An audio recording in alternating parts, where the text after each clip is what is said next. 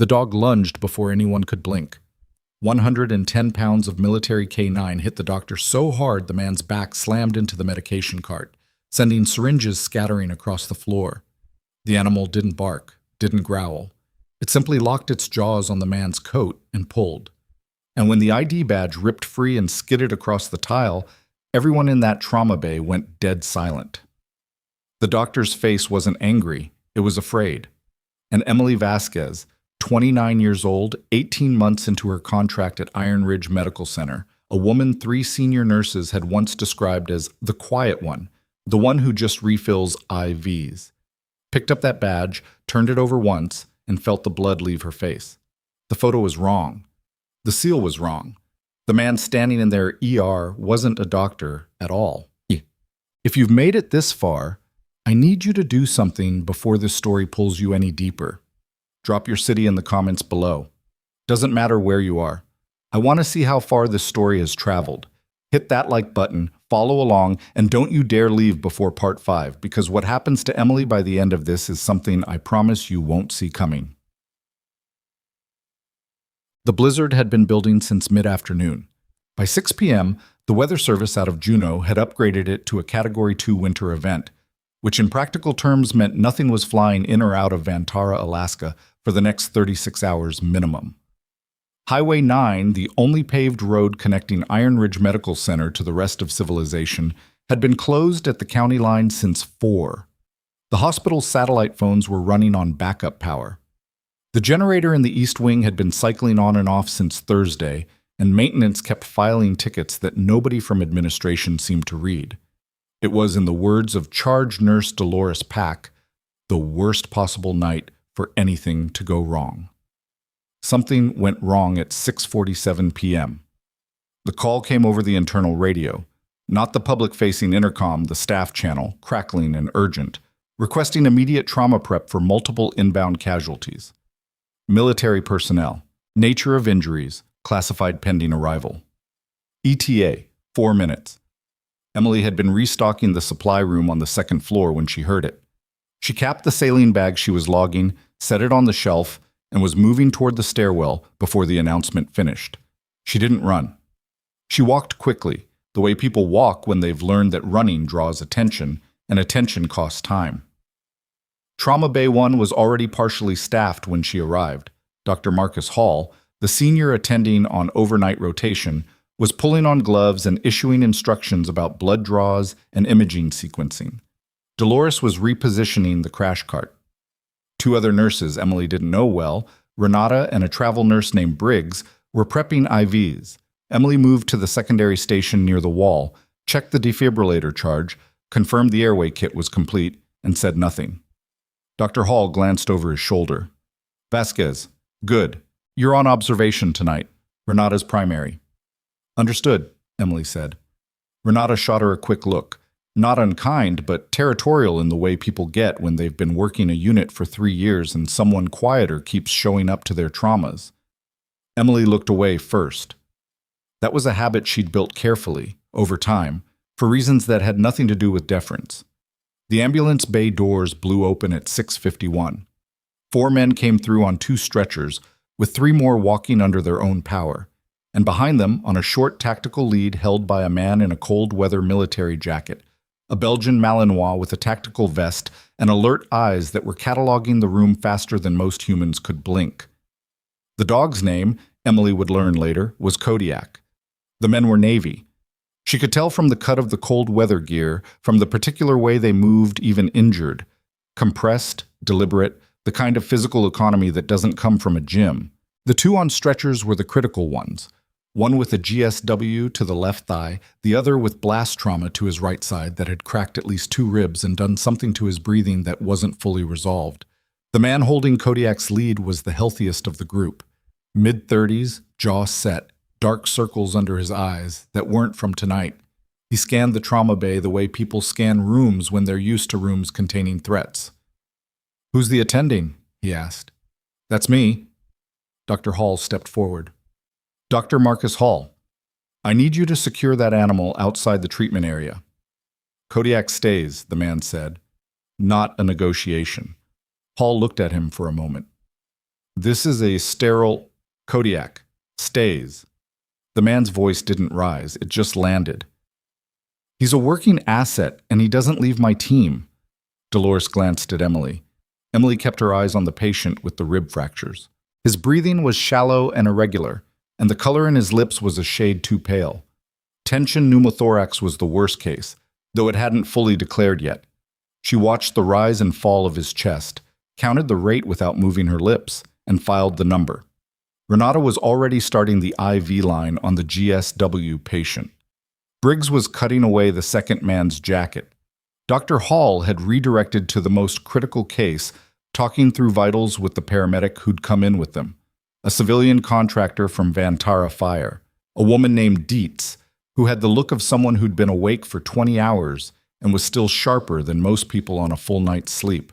The second wave of activity came in behind them. A man Emily hadn't noticed initially, moving through the ambulance bay doors separately from the SEAL team, wearing a white coat over civilian clothes, an Iron Ridge Medical Center badge clipped to his breast pocket, moving with the loose confidence of someone who belonged there. Emily didn't know his face. That wasn't unusual. The hospital had 40-some physicians across departments, and she hadn't worked long enough to memorize all of them. Trauma medicine ran on a rotating cast, but something about his timing was slightly off. He'd come in behind the military transport rather than emerging from inside the hospital, and his coat was dry despite the fact that the ambulance bay was coated in wind-driven snow. She filed that too. Vasquez, Dr. Hall's voice across the bay. Get me the chest drainage kit from storage. Second shelf, right side. Briggs can't find it. On it, she said, and turned for the storage corridor. The man in the white coat was already near the medication cabinet when Emily came back through with the drainage kit.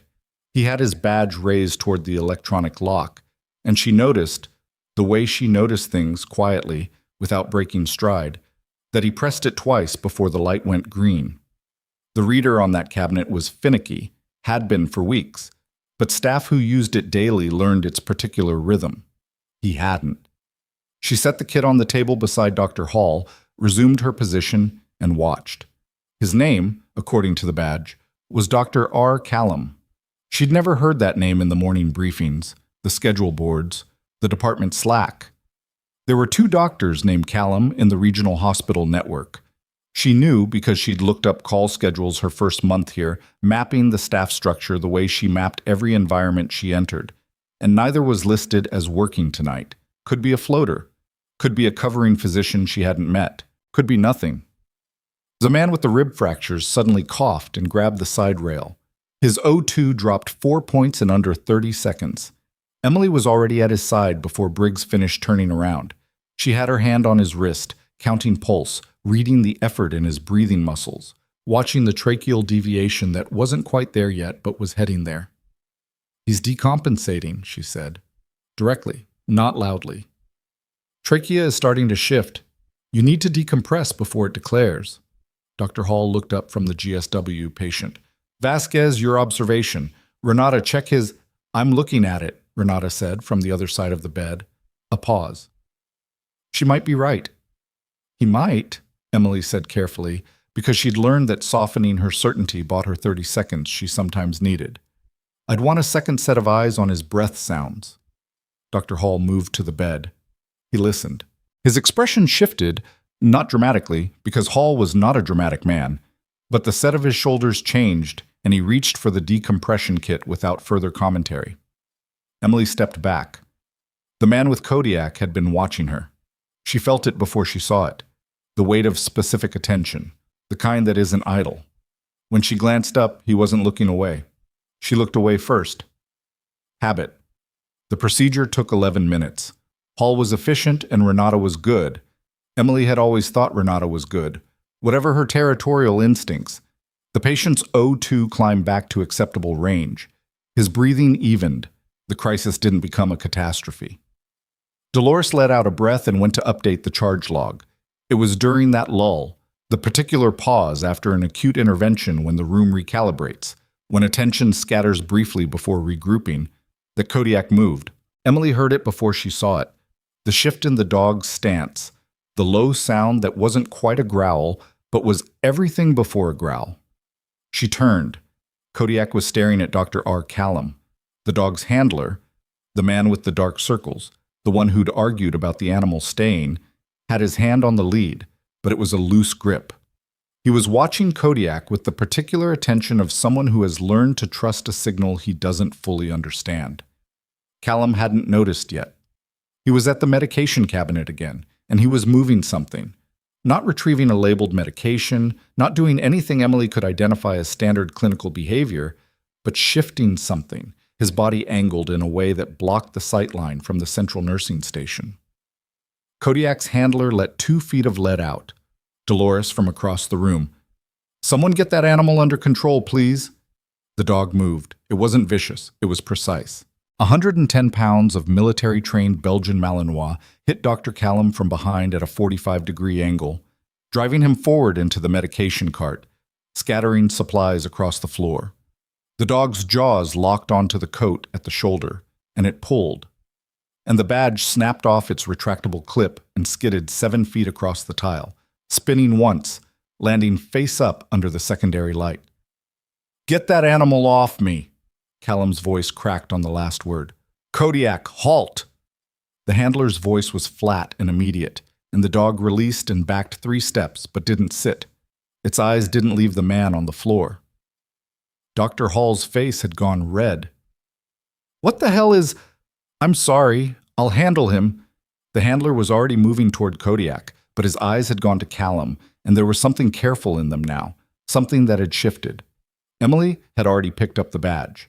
She didn't make a production of it. She moved toward it naturally, as if tidying up the scattered supplies, and she palmed it and turned it over in her hand and looked at it, really looked at it, under the secondary light. The photo was slightly off-center in its laminate. The Iron Ridge Medical Center crest was the right color, but the wrong weight. The ink sat on the surface rather than being embedded, the way cheap reprints always looked if you knew what real institutional printing felt like. The RFID chip housing on the back had a seam that the hospital's legitimate badges didn't have. She'd held enough identification documents in her life to know the difference between real and manufactured. She set it back on the floor near the scattered supplies, stood up, and looked at Callum, who was getting to his feet and brushing off his coat with the controlled anger of someone recalculating. "I need someone to remove that animal from this ward immediately," he said. He was talking to Dr. Hall, projecting authority, the tone of a physician who expected deference. "This is a sterile trauma environment, and that behavior is a liability issue. I'll be speaking to administration." "What's your name?" the handler said. Not loudly, quietly, which was worse. Callum turned. "Excuse me? Your name, the one on your badge." "I don't need to justify myself to—" "Callum!" Dr. Hall said firmly, putting himself between the handler and the other man. "I apologize for the disruption. Let me find the charge nurse and we'll get this sorted. Can you tell me which department you're covering tonight? I don't have you on the rotation board." A beat. Too long. "Trauma consult," Callum said. "I was called in from Ridgeback Regional. The storm's been rerouting staff all night." It was plausible. It was the kind of answer that worked in a busy hospital on a bad night, vague enough to require verification, but framed in a way that made asking for that verification feel like bureaucratic obstruction. Emily had heard that particular rhetorical move before, in different contexts, in different languages, from different people. It always sounded the same. She looked at Dolores. Dolores looked back. Her expression said, "I don't know him either." "I'll pull up the Ridgeback roster," Renata said, already moving toward the nursing station. Callum's jaw tightened, barely visible. Emily saw it. Across the room, one of the walking SEAL casualties, a compact man with a bandaged forearm, dark-eyed, the one who'd been quiet since they arrived, had straightened up from where he'd been leaning against the wall. He was looking at Callum too, and the quality of that look was different from everyone else's. Less curious, more recognizing. Callum noticed. His gaze moved to the man, held there 1/2 second too long, then away. The SEAL's name, Emily would later learn, was Petty Officer 2nd Class Dario Venn. At that moment, she didn't know his name. She only knew what she saw, a trained operator who had just clocked something that everyone else in the room was still trying to catch up to. Ven looked at Emily. She gave the smallest nod. Not agreement, not confirmation of anything, just acknowledgement. She saw you. He saw her see him. Renata's voice from the nursing station. I've got the Ridgeback call roster from the last 48 hours. There's no Callum on it. The temperature in the room changed. Not literally. The hospital was cold because the east wing generator was cycling and the heating vents were uneven tonight, as they always were during blizzards. But the temperature changed the way it changes when a group of people simultaneously reach the edge of a comfortable explanation and have to decide whether to step off it. Dr. Hall turned to face Callum fully. Something in his posture had shifted. He was still the senior attending, still the authority in this room in the clinical hierarchy, but the certainty was fraying at the edges. There may have been a clerical... There wasn't, Ven said, quietly, from the wall. Callum's expression didn't break. It reconfigured, from a fronted professional to something harder underneath, something that had been waiting behind the irritation the whole time. This is a waste of time during an active trauma, he said. I'll resolve this with administration directly. He turned toward the hallway door. The road's closed, Emily said. Her voice was conversational, not blocking him, not escalating, just noting a fact. Callum stopped, turned back part way. Highway 9's been closed at the county line since 4, she continued. Ridgeback Regional is 61 miles down that road. If you drove in from there tonight, you'd have had to leave before the closure, which would be before the trauma call came in. She paused. Hard to be called in for a consult on a case that didn't exist yet. The room was very quiet. Dr. Hall was looking at her with an expression she'd seen before, the particular look of a person who is recalculating someone they've underestimated, doing the math quickly, not quite landing on the right answer yet. Callum looked at her with something different, something that had no professional component in it at all. You're a nurse, he said. The word wasn't descriptive, it was dismissive. A category, not a person. Stay in your lane. Kodiak hadn't sat down. The dog was still on partial alert, watching the man, reading something in the room that registered on its nervous system before it registered on anyone else's. Emily said nothing. She had learned over years, and in context most people in this room could not imagine, that silence after a true statement is more dangerous to a liar than any argument. Let it sit. Let it do its work. Renata, slowly. I can call security. We're going to need to do more than that, Ven said. He'd straightened up completely off the wall, and the bandaged arm was clearly not slowing him down. He was looking at Callum with the open, unblinking attention of someone who has made an assessment and is done deliberating. I need to ask you something, and I need you to think carefully before you answer. Callum's attention moved to Ven, calculating. Operation Sandthorn, Ven said. Nobody in the room recognized the phrase. Emily kept her face still. Callum's face did something complicated and fast. A flicker, a suppression, a controlled reassembly. It lasted less than a second. Long enough. I don't know what You just answered, Ven said. Callum moved. Not toward the hallway, toward the medication cabinet. His hand went to his pocket, and what came out wasn't a weapon in the conventional sense. It was a device, roughly the size and shape of a key fob, matte black, with a single indicator light that had just turned red. The lights in the east wing flickered. Not the whole hospital, just the east wing. The wing that housed the ICU, the ventilators, the 3 patients on continuous life support who had been in-house before the trauma team arrived. Dolores made a sound. Low, involuntary, the kind that comes before a word you can't find fast enough. Everyone stays where they are, Callum said. His voice was different now. The professional register was gone. What was under it was flat and precise and not performing anything for anyone. He held up the device.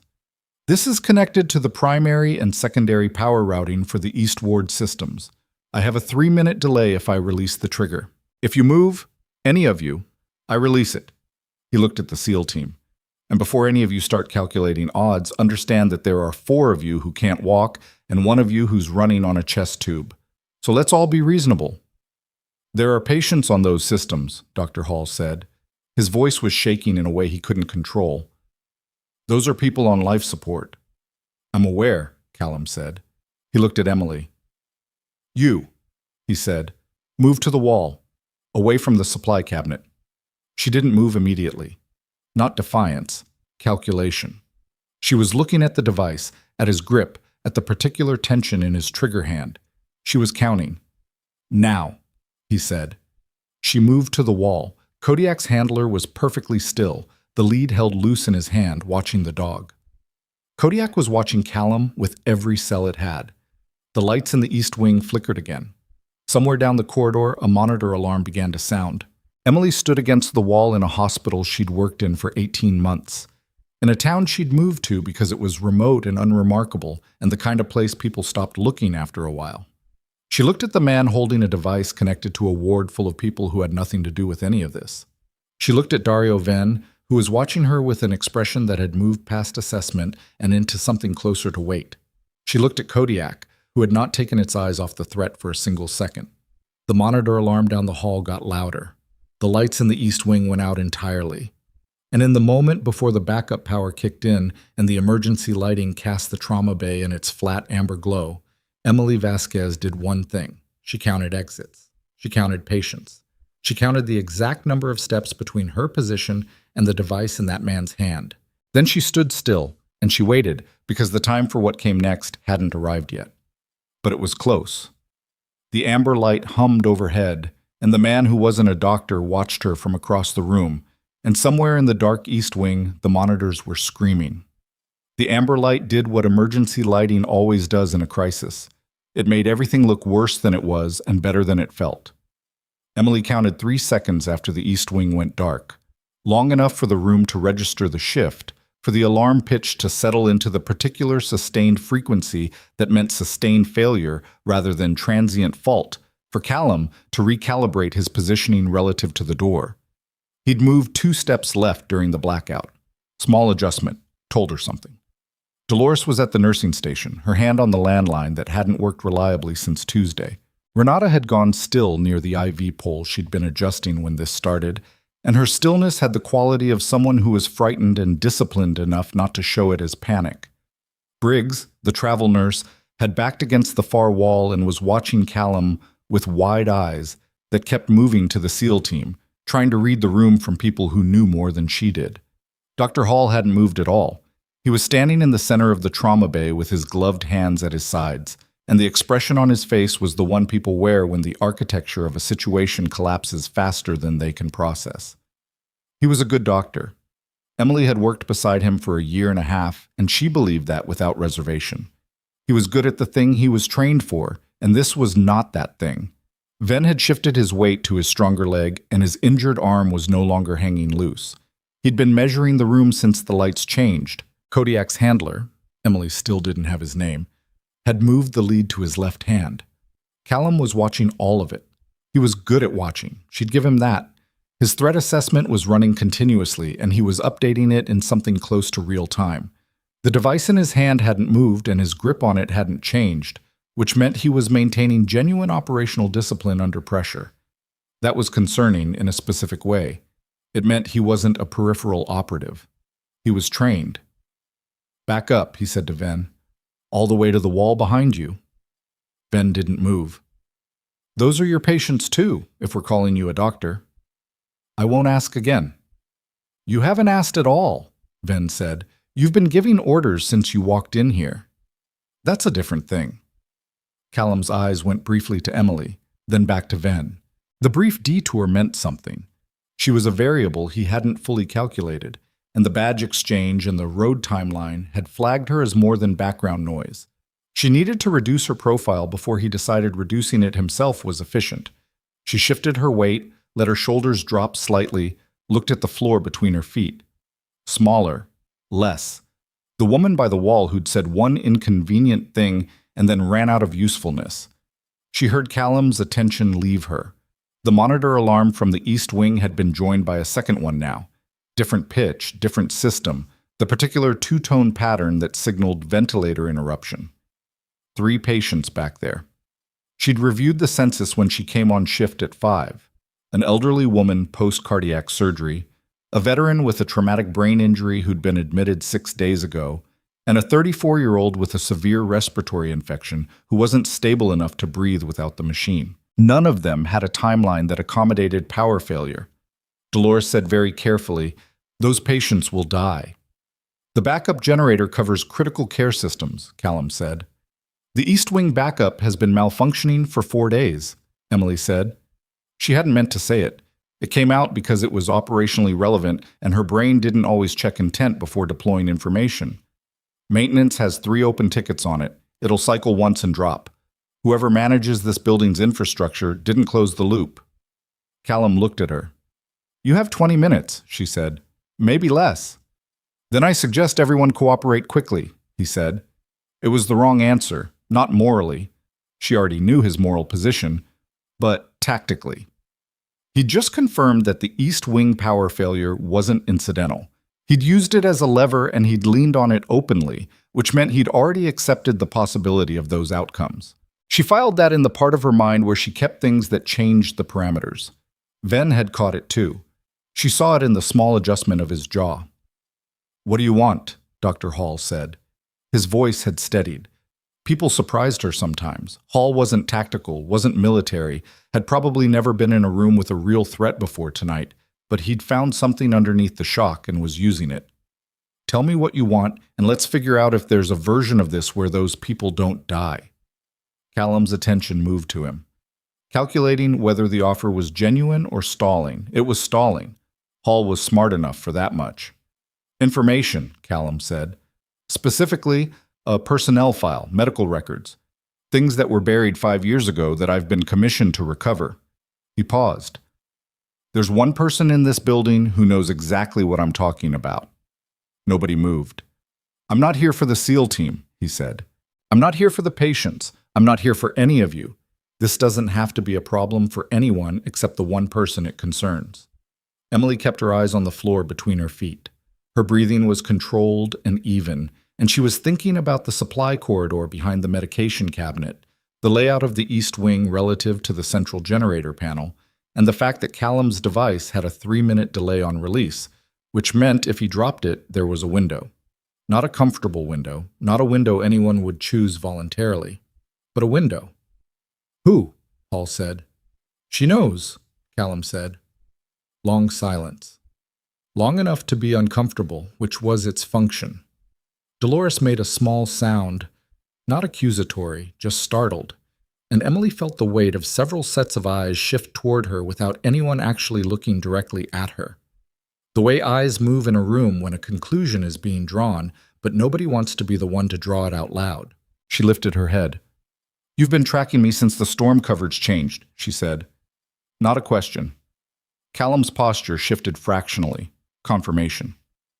"You weren't here for the SEAL transport. You were already in position when that call came in." She kept her voice level, the tone of someone running through logistics rather than emotions. "The transport was an opportunity to access the building with a cover reason.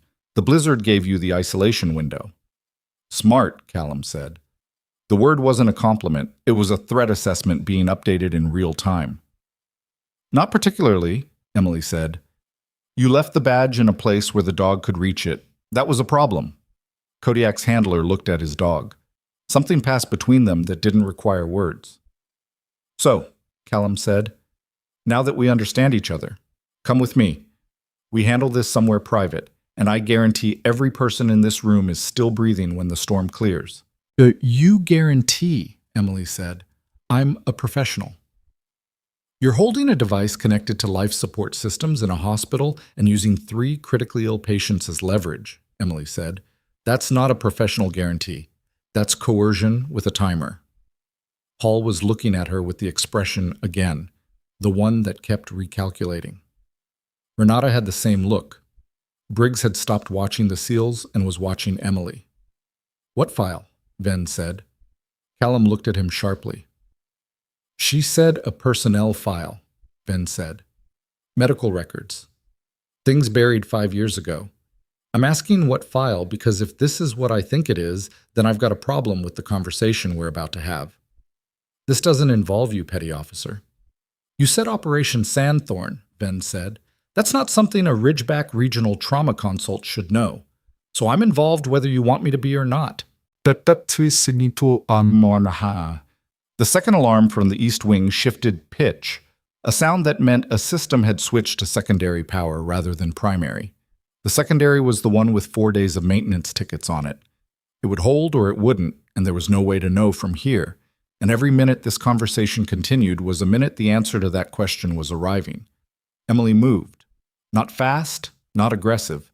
She took 3 steps toward the supply corridor door, unhurried, the way she moved when she was restocking, which she'd done often enough that the motion pattern was embedded in how she occupied this room. "Stop," Callum said. "The generator panel is behind the east corridor," she said without stopping. "If the secondary cycles, I can manually isolate the critical care circuit. Takes about 4 minutes. I've done it twice before during maintenance tests." She reached the corridor door. "You can shoot me and lose your leverage, or you can let me keep those patients alive and we continue this conversation when I come back." She looked at him over her shoulder. "Or," she said, "you can come with me and watch me do it, and I can't go anywhere because the only exit from that corridor is back through this room." Silence. 3 seconds. "Move slow," he said. She pushed through the corridor door and walked toward the generator panel at exactly the speed of someone who wasn't afraid. The supply corridor connected the trauma bay to the East Wing's mechanical room through a passage that most staff used for linen carts and equipment transfers. The overhead strip lighting was on the hospital's primary circuit, which was still running. The main generator covered central operations, labs, surgical, and the primary nursing floors. The East Wing was the problem, and it was the problem because of maintenance tickets that had been deprioritized 3 weeks in a row because the hospital administrator kept pushing the repair cost into the next budget cycle. Emily knew the generator panel's layout from the first month she'd worked here. She knew it the way she knew every physical layout in every building she'd spent time in. Not obsessively, not anxiously, but completely. It was a habit built in environments where the location of a door, a panel, a stairwell mattered in ways she'd had to learn not to explain to people. Callum was 4 feet behind her, which was closer than she wanted but farther than she'd expected. He'd made a tactical choice, close enough to control her, far enough to maintain field of vision back toward the trauma bay door. Not bad. She adjusted. The mechanical room was small and loud with the cycling of the backup generator, which was doing exactly what she'd predicted, running irregularly, the output indicator light flickering amber instead of holding steady green.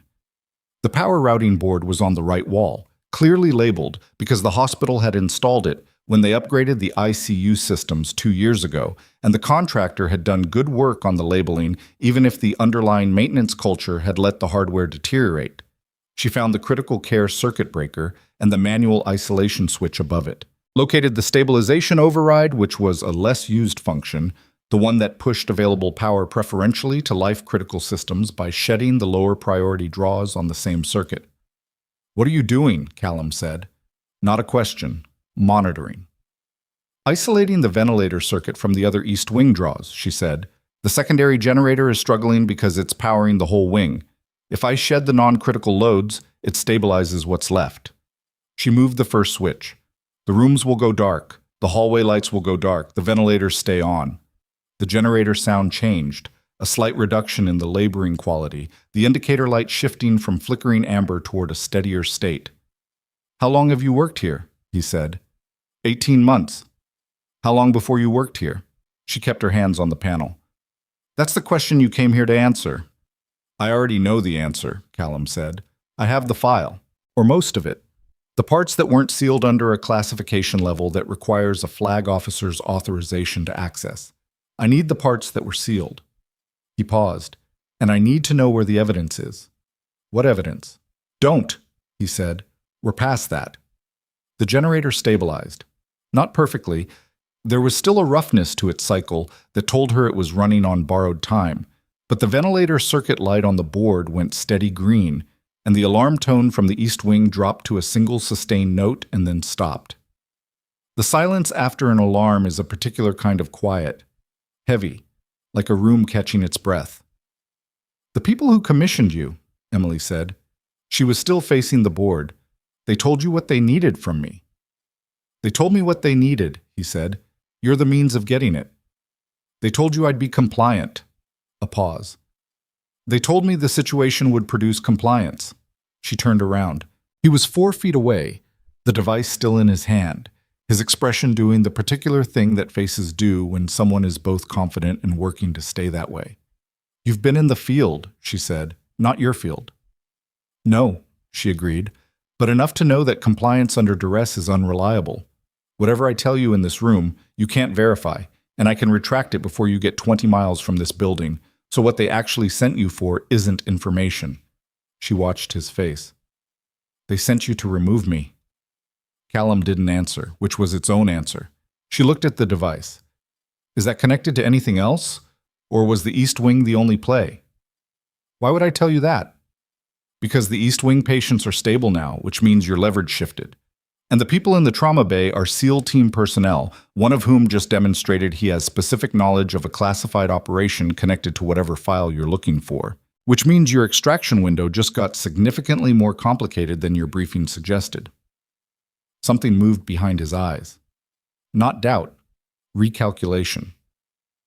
"My extraction window is fine," he said. "The road is closed," she said. "The airport has been non-operational since the weather escalation. Whatever transport you arranged is either stuck at the county line or it's—" She stopped. She stopped because she heard something. Not from inside the hospital. From outside, cutting through the wind noise that had been the constant background since the storm peaked. A sound that didn't belong to a blizzard, and didn't belong to the mechanical room, and didn't belong to anything that should be in the sky over Vantara, Alaska at 7:30 on a night when nothing was flying. Rotors. Not one aircraft, more than one. The particular overlapping frequency of multiple helicopters in formation, flying low enough to be audible through reinforced walls and storm noise. Callum heard it too. She watched him hear it. His hand tightened on the device. "That's your extraction," Emily said quietly. But his face said something different. His face said that wasn't his extraction at all. Back in the trauma bay, the shift had happened in the 3 minutes Emily and Callum had been gone. Ven had moved to the other side of the bed nearest the door while the room's attention was on the corridor. The SEAL team's 2 walking wounded members had redistributed their positions in the room in a way that wasn't accidental. One near the crash cart, one near the hallway access. The man with the GSW had a hand under the blanket covering his legs in a way that hadn't been there before Emily left.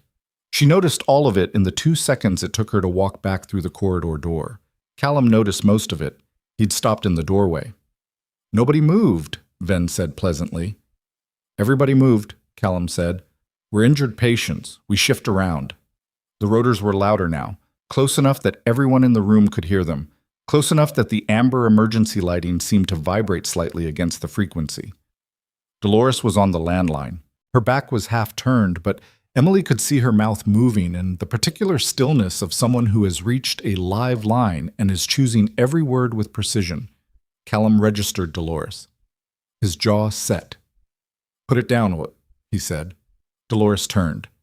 She held the phone out to her side and kept her eyes on him with an expression that Emily had seen on nurses who'd worked pediatric oncology and combat support units and every hard place in between. The expression of a person who has decided something and is no longer negotiating with that decision.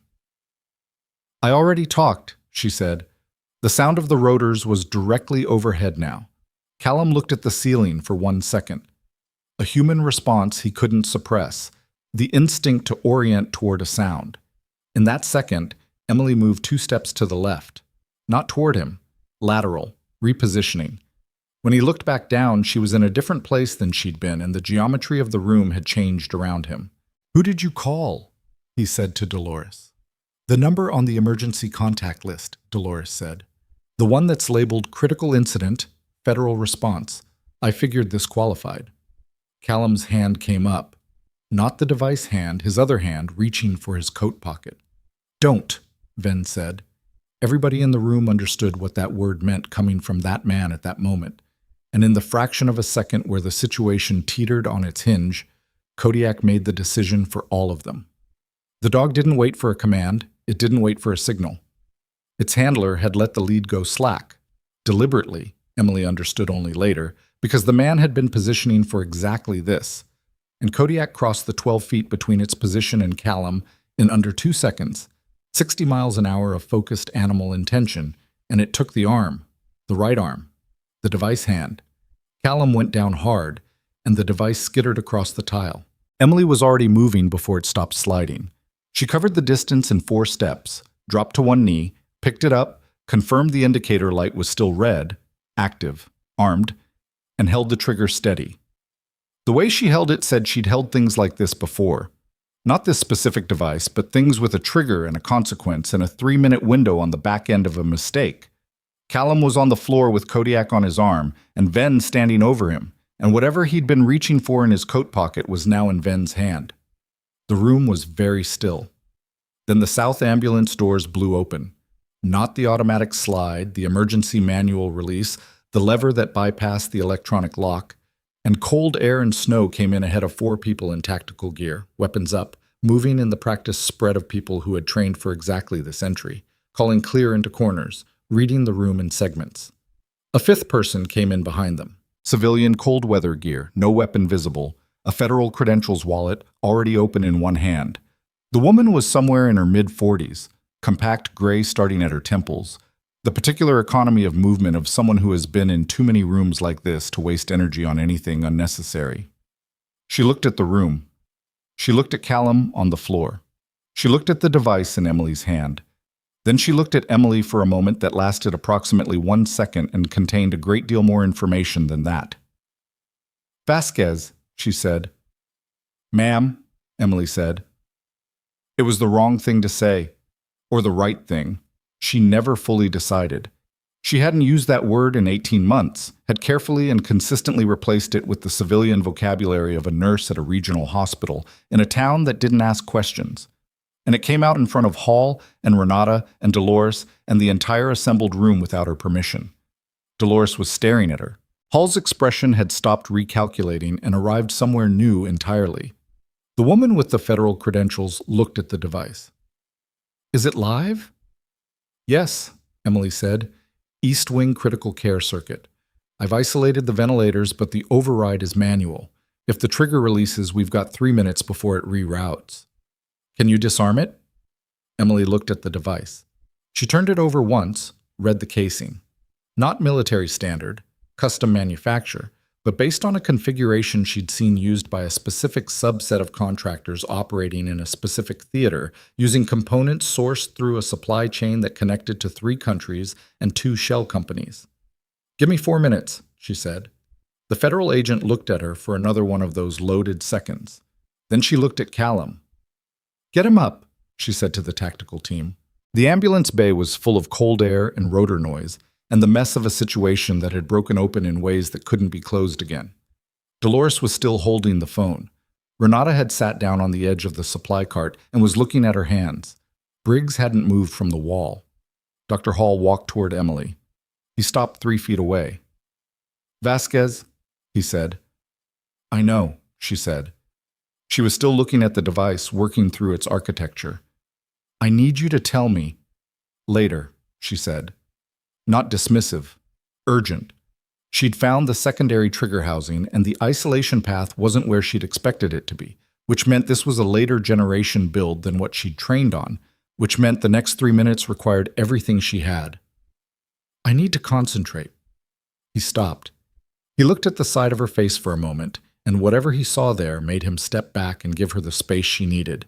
The device had 4 components. She identified 3 of them inside 90 seconds. The 4th was the problem, a redundancy circuit she'd have to bypass without triggering the primary release, using nothing but her hands and the tools in her coat pockets, which were a pen light, 2 safety pins she kept for badge clips, and a set of trauma shears. The trauma shears. Obviously. She started working. Behind her, Ven said something quiet to Kodiak's handler that she didn't catch. One of the tactical team members had Callum in a transport hold against the far wall. The federal agent was on her own radio, coordinating something outside. The East Wing generator cycled again. A rough, laboring sound that said it was losing its battle with the load, isolation or not. Emily's hands were steady. They were always steady. She'd been told once, by a man in a forward operating base during a different kind of emergency, that her hands were unnaturally steady under pressure. She'd told him it wasn't unnatural, it was practice. He'd asked what you practiced to get hands like that. She'd told him, everything you were afraid of until you weren't. The redundancy circuit required her to hold tension on 2 points simultaneously, which required both hands, which meant she had to set the device on the floor and work over it on her knees, and for approximately 45 seconds, there was nothing in the room she could pay attention to except the mechanism in front of her. She didn't like those 45 seconds, but she stayed in them. The primary indicator light went from red to amber. She exhaled, found the final isolation point, pressed, green. She sat back on her heels. The room let out a collective breath, not audible, but she felt it, the change in pressure that happens when a group of people stop bracing for something. She picked up the disarm device, stood, and handed it to the federal agent. The East Wing generator is going to fail within the hour regardless, she said. You need to get the maintenance team in there or transfer the critical care patients before it drops. The agent took the device without breaking eye contact. Noted. A pause. Are you all right? Emily looked at her hands, steady, no different than they'd ever been. I'm fine, she said, which was true, and also the kind of answer that didn't cover the whole territory of the question. She knew the agent knew that. She also knew this wasn't the time or place for the rest of it. She turned toward the trauma bay proper, toward Dolores and Hall and Renata and the SEAL team and the whole complicated wreckage of the last 45 minutes, and found every person in the room looking at her. Not the way they'd been looking at her at 5 p.m., when she was the quiet nurse on observation, the one who refilled IVs, the one Renata was territorial with because she didn't see her as a threat to territory. Different. The way people look at someone when the category they've filed them in turns out to be completely wrong. Dolores said slowly, Emily. Yeah, Emily said. Who are you? It was the most honest version of the question anyone could have asked, and it deserved an honest answer, and Emily opened her mouth to give whatever version of that answer this situation called for. Then the agent's radio crackled. Ma'am? A male voice, tactical frequency. We've got a problem on the perimeter. One of our vehicles is reporting a secondary contact, armed, moving toward the east entrance.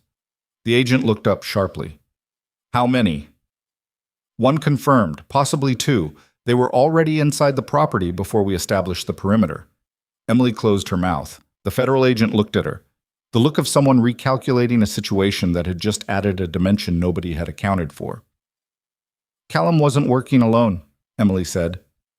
Not a question. The agent said nothing for 1 second. How many exits does this building have, she said, and her voice had changed from the careful, measured tone of a federal officer managing a resolved situation to something flatter and more immediate, and everyone in the room understood simultaneously that the situation was not resolved. Emily looked at the east entrance corridor, 20 feet of hallway, one door with a mechanical lock that had been unreliable since autumn, no camera coverage since the system had been knocked out by the power fluctuations. She looked at Ven. He was already watching the corridor. Kodiak had turned to face the east entrance before any of them, ears forward, every sensor it possessed oriented toward the door. The dog hadn't been wrong yet. The east entrance door had a 9-second delay on its manual lock, a quirk Emily knew because she'd used that entrance for 18 months of early shifts, and the delay was long enough to be annoying and short enough that maintenance had never prioritized fixing it. 9 seconds. She said it out loud, not loudly, just factually. East entrance has a 9-second manual delay. Mechanical override is on the inside panel, left of the frame. Anyone coming through that door has to know it's there, or they're standing in the gap, waiting. The federal agent, her name was Solis, Emily had caught it on the credentials wallet, was already moving her tactical team toward the corridor. 2 of the 4 peeled off toward the east wing access, weapons drawn, moving in the compressed efficient stride of people who had done building clearance enough times for it to be physical memory rather than conscious action. Ven had moved to the GSW patient's bed and was doing something under the blanket that Emily understood and chose not to comment on. Staff, sus, Solis said, sharp and direct. Everyone not medical. Corridor now. Nurses, stay with your patients. Briggs went. 2 of the hospital's auxiliary staff who'd been frozen near the supply room went with her. Dr. Hall didn't move. Hall, Emily said. I'm staying, he said. Then stay out of the sight lines from that doorway. She pointed to the alcove behind the crash cart. There. You can see both patients, and you're not an angle problem.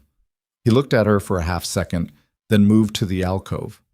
She'd stopped being surprised by the moment when people shifted their deference, when the category collapsed, and whatever was under it took over. It happened the same way every time.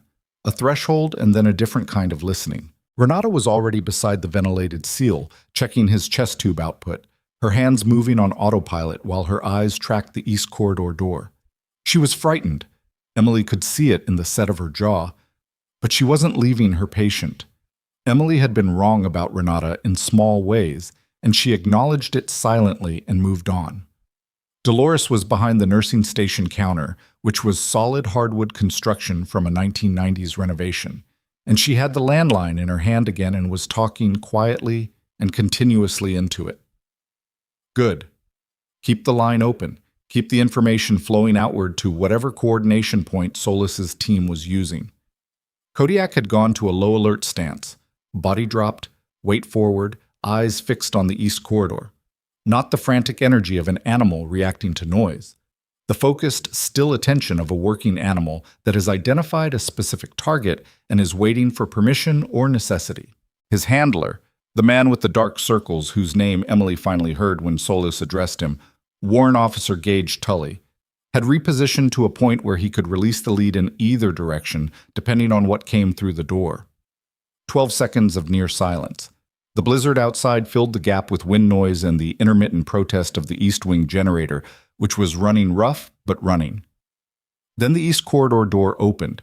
It opened wrong, not the full swing of someone entering with confidence, but a partial push, the kind of entry that keeps the body behind the frame while the sight line clears.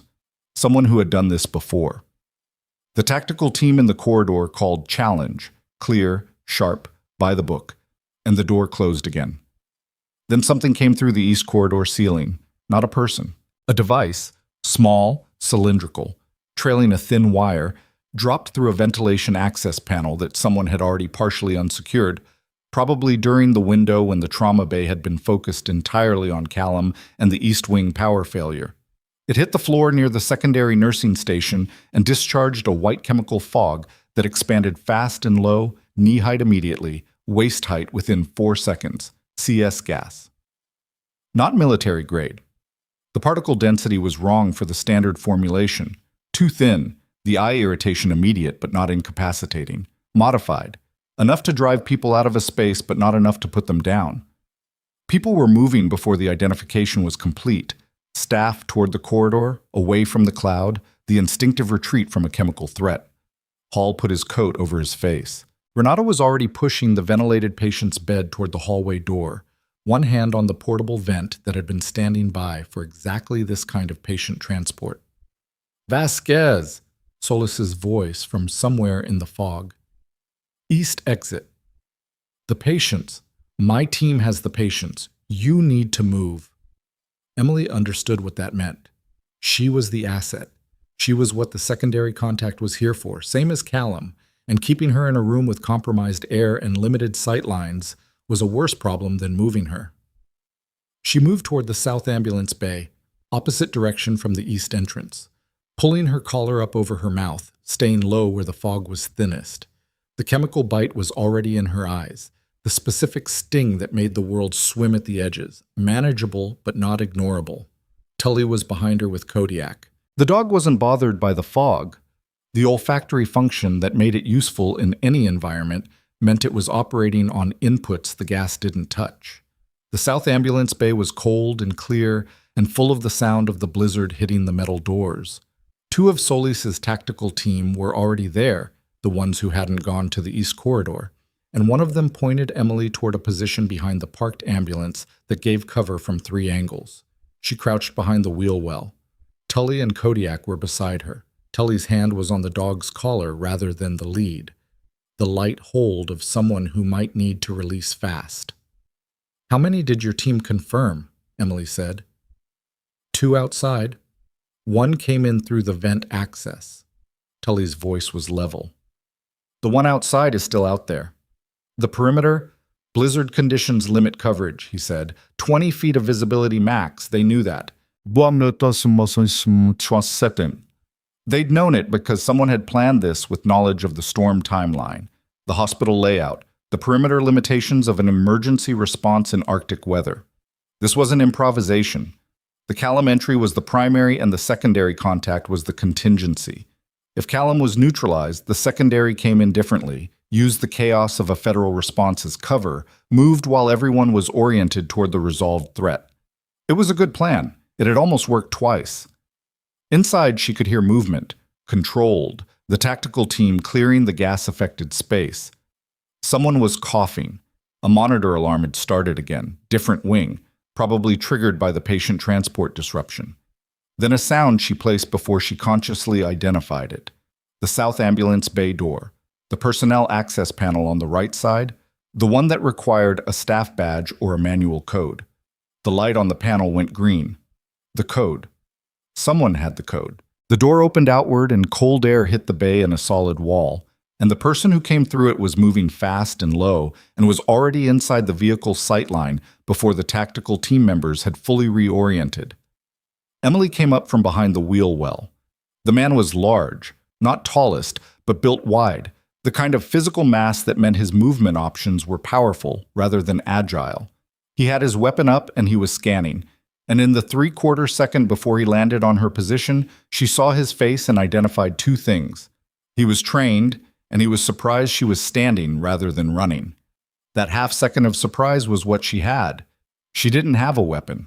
She had her position behind the ambulance, a tire iron mounted to the vehicle's side panel, that she'd noticed the first week she worked here because she noticed things like that. And approximately 6 years of training in environments where weapons were not always available and survival was not optional. She grabbed the tire iron, closed the distance in 4 steps, and changed the geometry. She didn't go for the weapon hand. That was the obvious play, and obvious plays got people killed. She went for his base, his footing, the mechanics of how a large body maintains its stability on a concrete floor with snow tracked in from outside. He adjusted because he was trained, and his elbow came back hard and caught her left shoulder with enough force to stagger her. She used the stagger. Went with it, dropped under his field, came back up on his left side. He was turning when Kodiak hit him. The dog came off the floor like a release spring, 60 miles an hour of focused mass taking him at the chest, and the combination of the dog's impact and the slick floor and Emily's disruption of his footing took him down in a way that wasn't recoverable. His weapon discharged once into the ceiling, the crack of it enormous in the enclosed bay, ringing in Emily's ears like a physical thing. And then Tully was there, and the weapon was gone. And it was over. 3 seconds, maybe 4. Emily's shoulder was going to be purple by morning.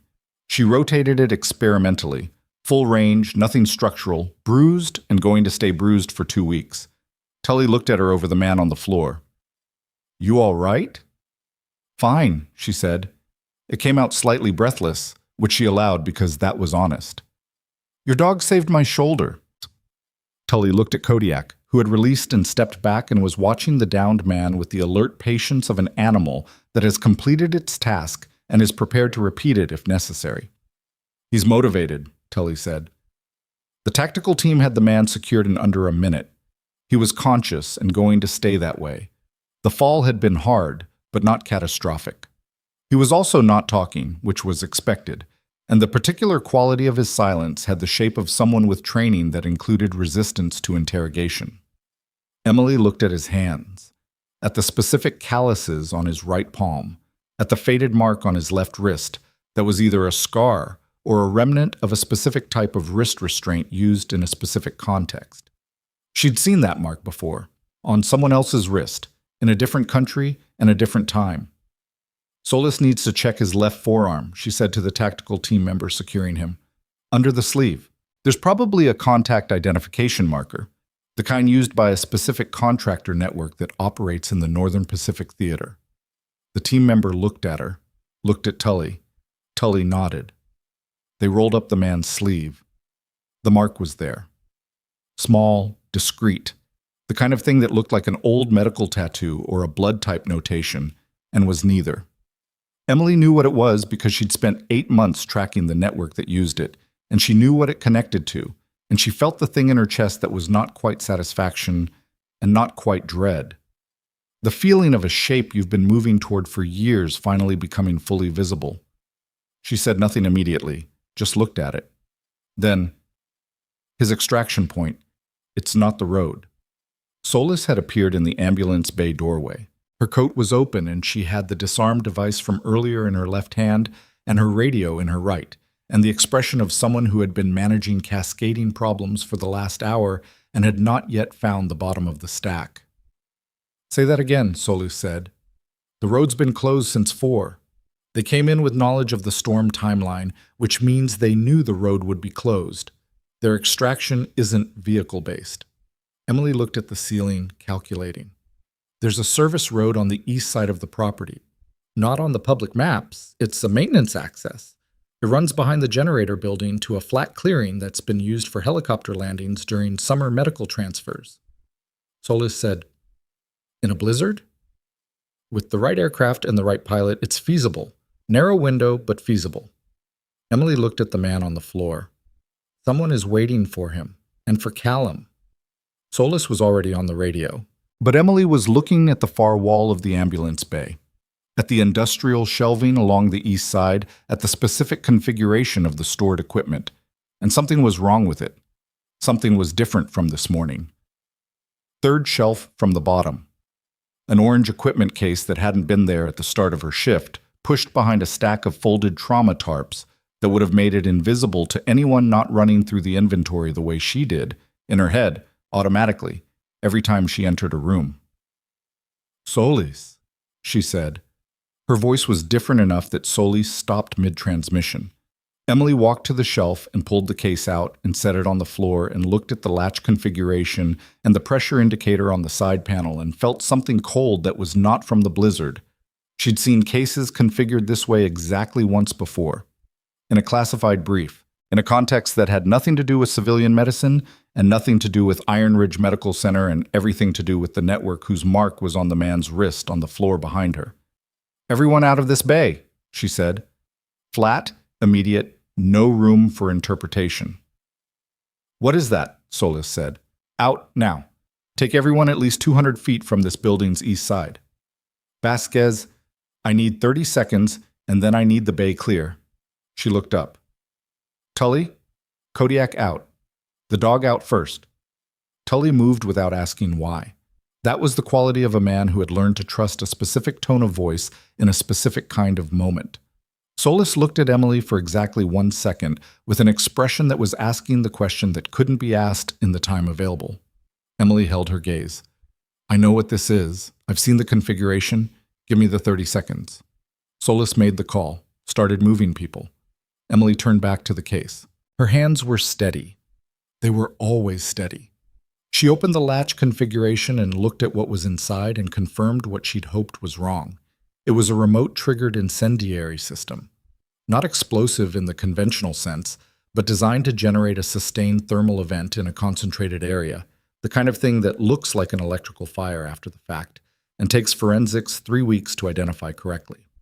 Planted here to eliminate the building's ambulance access, cut off the response vehicles, and create a secondary crisis that would pull Solis's team from their perimeter coverage while Callum's backup extracted through the service road. The trigger was external. Someone outside the building still had it. She had to find the receiver and isolate it before whoever was outside made the decision that the operation was compromised and initiated the contingency. She started working. Her hands were steady. The components were different from the East Wing device, different manufacture, different tier of sophistication, the kind of gap that suggested these two pieces of equipment came from different sources within the same network, the right hand not fully knowing what the left hand was doing. That was information. The receiver was behind the heating element on the right side of the case. She could see the wire run. She needed to interrupt the circuit before the signal reached it, which meant finding the junction point, which was buried under a secondary panel that required, she checked, a standard flathead to open. She didn't have a flathead. She had trauma shears, a pen light, and 2 safety pins. The safety pin would work. Barely. Uncomfortably. With a margin for error that she didn't love. She straightened the pin and began. Outside, the blizzard hit the building in a sustained gust that rattled the ambulance bay doors. and in the sudden noise of it, Emily heard something underneath. The specific frequency of a helicopter at distance, not Solis's birds. Those had landed, but something smaller, something lower, coming from the northeast. The extraction aircraft. Coming in regardless. Which meant the person with the trigger had just received a signal that the window was closing. Her hands moved faster. The pin slipped once on the panel edge. She made a sound that was not quite a word, repositioned, tried the angle from above instead of straight on. The panel released. She found the junction. The wire was the wrong color from what the configuration diagram in her memory suggested it should be, which either meant her memory was wrong or this was a modified build. Either way, the interrupt point was the interrupt point regardless of the wire color. She isolated the lead, pressed the pin across both terminals. The indicator light on the case went from active green to dead. She sat back on her heels, exactly as she'd done with the first device, and exhaled once, and for 3 seconds she allowed herself to feel the specific weight of the last 90 minutes. Then she stood, picked up the case, and carried it to the exterior door, away from the building, away from the patients, away from the people Solis had cleared from the bay, and set it in the snow. Then she went back inside. The ambulance bay was empty except for Solis, who had not gone 200 feet and had not sent anyone in after Emily, but had also not left the doorway. "Clear," Emily said. Solis looked at her, at the door, at the empty bay. "The extraction aircraft is northeast, coming in low," Emily said. "If your pilots can establish intercept, you've got maybe 4 minutes before it's in the service road clearing." Solis got on the radio. Her voice was controlled and her instructions were precise, and she was good at this. Emily could see it, had been seeing it all night. But there was a current under the professional surface that was reading Emily in a way that had shifted since the first moment in the trauma bay. And Emily knew what was coming and could not defer it much longer. Tully appeared in the exterior door, Kodiak beside him, snow on the dog's vest, having circled the building rather than leaving. "Aircraft is inbound," Tully said. "Military intercept is on it." "Good," Solis said. She clicked off the radio. She looked at Emily. "We've been looking for you." Emily said nothing. "Not the way he was looking for you," Solis said, nodding toward the direction where Callum was presumably in tactical custody. "Different reason." She paused. "Different department." The East Wing generator made a sound like a truck going over a cattle grid, one loud, irregular lurch, and then the lights in the East Corridor went out entirely and did not come back. Emily looked at the dark corridor. "The patients," she said, "my team has them on manual. The TBI patient in room 4 has an ICP monitor that runs on a separate circuit from the vent. If it's down, we've got a narrow window before the pressure reading is compromised, and we can't manage his intracranial pressure without imaging." She was already moving toward the East Corridor. "I need to get in there." "Vasquez," Solis's voice behind her. "We're not done." "No," Emily agreed without stopping. "We're not." She went into the dark corridor, navigating by the penlight in her pocket, moving toward the room where a man with a traumatic brain injury had nothing between him and a serious complication except the next 60 seconds of intervention. She made it to room 4 in 38. The ICP monitor was dark. The patient, his name was written on the whiteboard above his bed in Dolores's handwriting, Warren Kells, veteran, 6 days post-injury, was breathing on his own, which was one mercy, his vent having been switched to the manual bag by whoever Solis's team had put in here. But the intracranial pressure had been trending at the high end of acceptable all week, and without the monitor she was working blind. She did what she could do without imaging and without the monitor, positioned his head, checked the manual pressure assessments she could perform at bedside, identified the clinical signs that would tell her before the equipment would whether the situation was deteriorating. His pupils were equal and reactive. She breathed. Behind her, the door opened. Penlight in the doorway. Not hers. Renata. "I've got the portable monitor," Renata said, slightly breathless, carrying a unit Emily recognized from the supply room. "Battery. It'll run for 40 minutes.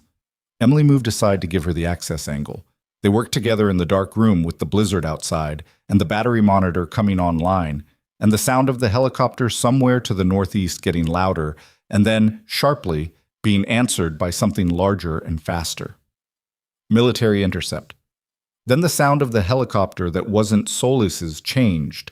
Pitch, altitude, the particular frequency shift of an aircraft changing its trajectory under pressure from something it didn't want to argue with. Then it was going away. The portable monitor found Warren Kell's pressure reading and held it steady. High normal, not critical, not deteriorating. Emily stood in the dark room and listened to the aircraft's sound diminishing, and to the blizzard that wasn't going anywhere, and to the portable monitor's quiet, steady pulse. Renata said, "The man with Kodiak, Tully. He told me your name." Emily looked at her. "Your real name," Renata said. "Or, I don't know. He said the name on your file, not the one we use." A pause. He said there was more to it than that." Emily said nothing for a moment. "There is," she said finally. "Are you going to tell me?" Before Emily could answer, the corridor light flickered. Not full power. Emergency backup from a different circuit, partial, enough to make the hallway visible in the dim orange-gray of minimal wattage. And in that thin, insufficient light, standing in the doorway of Warren Kell's room, was a man Emily had not seen come in from the ambulance bay. Not Tully, not Solis, not any member of the tactical team she'd tracked all evening. He was large, calm, in cold-weather civilian gear with no visible credentials and no visible weapon. And he looked at Emily with the specific expression of a person who has been looking for someone for a very long time and has just found them. And his first words were not a threat. They were, "We need to talk about what happened 5 years ago. Because the people who buried your file, they're not all in custody." The monitor beeped. Renata had gone very still. Emily looked at the man in the doorway and felt the particular quality of a situation reaching its hinge point, the moment before everything either breaks open or closes down, and understood that whatever came next was going to determine not just tonight, but everything after it. "Who sent you?" she said. He reached into his coat. His hand came out of the coat holding a credentials wallet. Not a weapon. A federal identification card in a leather holder, the kind that folds once and opens to show a photograph and an agency seal and a name printed in the particular font that government ID printers use, which is slightly different from every commercial font in a way that's hard to articulate but immediately recognizable. Emily read it in 2 seconds. Defense Intelligence Agency. The name on the card was Reyes, Marcus T. The photograph matched the face in the doorway closely enough to be real, and not so perfectly that it looked manufactured. There was a small scar above the right eyebrow in person that the photo had caught at a bad angle and mostly missed. She'd learned to read credentials fast, and she'd learned to look for the things cameras miss. "Solis know you're here?" she said. "Solis is running an FBI operation," Reyes said. "This is a different lane. 2 federal agencies in 1 hospital on 1 night. You're a popular person," he said. Not lightly, factually. Renata had not moved from her position beside the portable monitor. She was watching this exchange with the focused stillness of someone who understood that what was happening in this room was above her clearance and below her ability to walk away from. "Warren Kell's," Emily said. Not asking, reminding herself. The patient in the bed between her and the man in the doorway. She looked at the monitor reading, pressure holding, pupils equal when she'd last checked 40 seconds ago. The immediate clinical crisis was managed, which meant she had a window, which meant she had no legitimate reason to delay this conversation. She stepped around the bed toward the doorway. "Not here," she said, and she didn't mean in this room. She meant in front of Renata. In front of a patient who was conscious enough to process voices even if he couldn't respond, in the dark corridor of a hospital that was still running on partial power with 3 patients in compromised conditions and a federal response team that hadn't fully secured the property. Reyes moved aside to let her pass. She looked back at Renata. "His pressure starts trending above 22. You find me immediately." "Okay," Renata said. A pause. Emily stopped. "Whatever it is," Renata said, and didn't finish the sentence, and didn't need to. Emily held her gaze for a moment. Then she went into the corridor. The East Wing hallway was dim and cold, with the particular cold of a space that's lost its heating circuit. Not dangerous yet, not in the next hour, but persistent and getting worse. The emergency lighting cast everything in amber and shadow, which meant people's faces were half-readable at best. Emily positioned herself so the light hit Reyes more than it hit her. Old habit. "The people who buried your file," Reyes said, continuing from where he'd been when she cut him off. "You know who they are." "I know some of them," she said. "What if I told you that 2 of them hold current federal appointments?" Emily looked at him. "I'd say that's been true since the year after the operation, and it didn't change anything then. It's different now. Callum's capture tonight, and more importantly, who commissioned him, creates a paper trail that didn't exist before. The network has been operating under the assumption that your information died with your cover. Tonight changed that assumption." He paused. "Which makes this the first time in 5 years there's been a genuine window." She understood what he was saying. She'd understood it since Callum had said the people who commissioned me and declined to elaborate. She'd been running the thread since then, following it backward to its source the way she always ran threads, methodically, without the luxury of hope coloring the analysis. "What do you need from me?" she said. "A formal statement. On record, under DIA protection.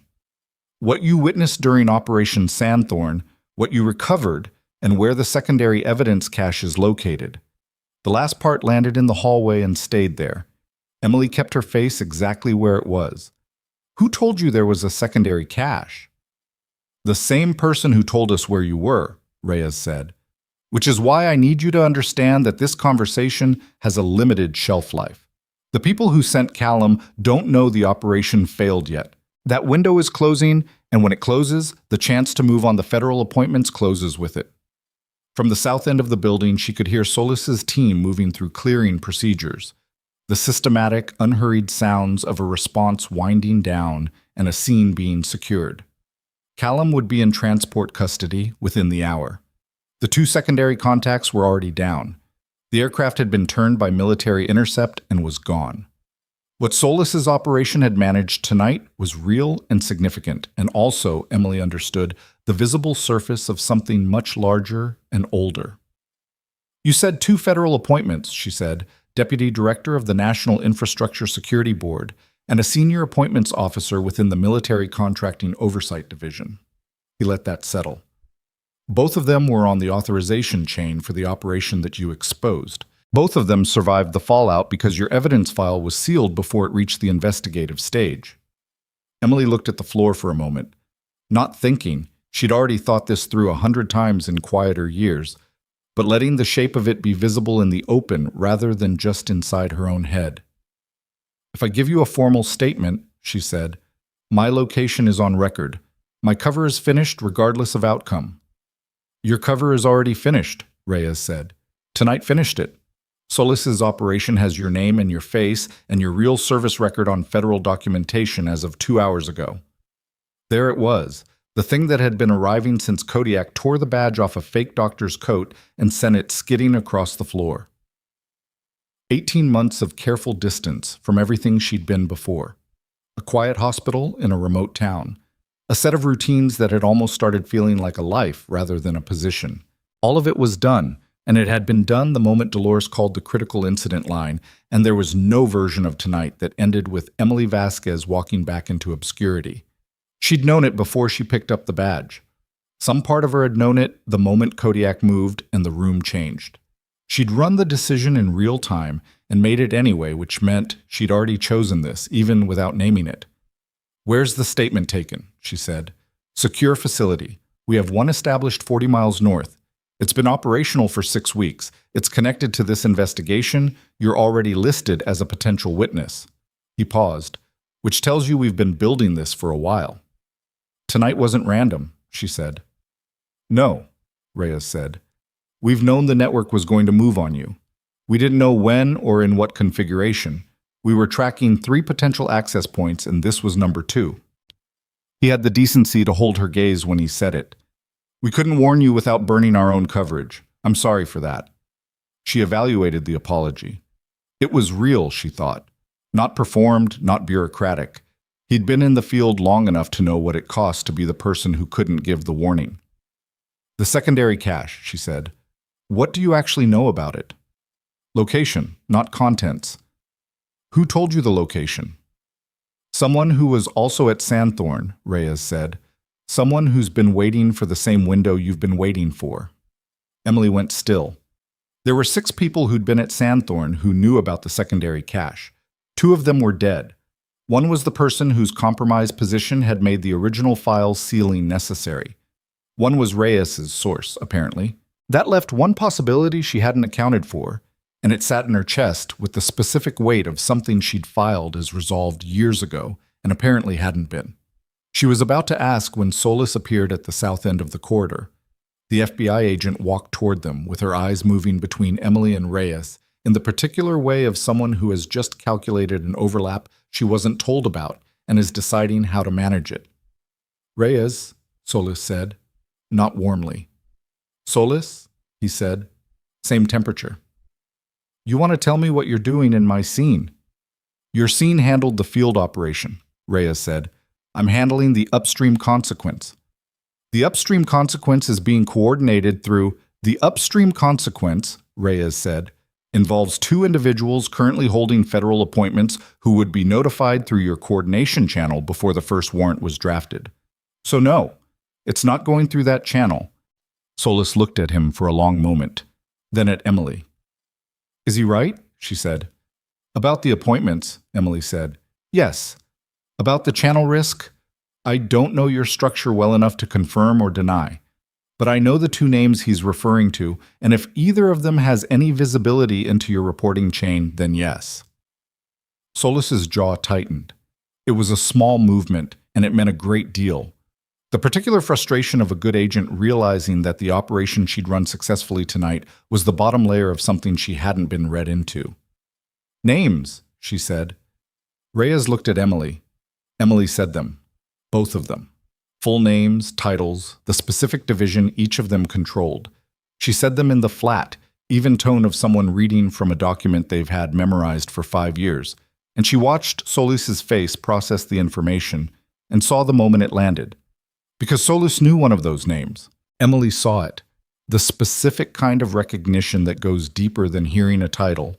The recognition of someone you've reported to or worked alongside or trusted in the context of your own work.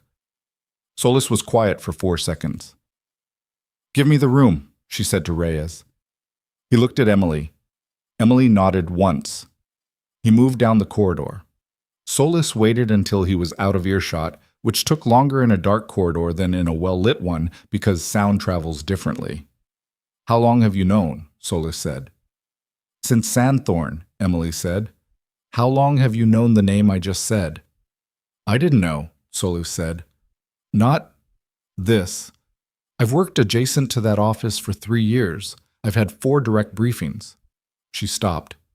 If what you're saying is accurate, it's documented, Emily said. That's what the secondary cache is. It's the documentation, communications, financial routing, authorization signatures, the kind of evidence that doesn't require my testimony to hold up. I'm corroborating material, not the foundation.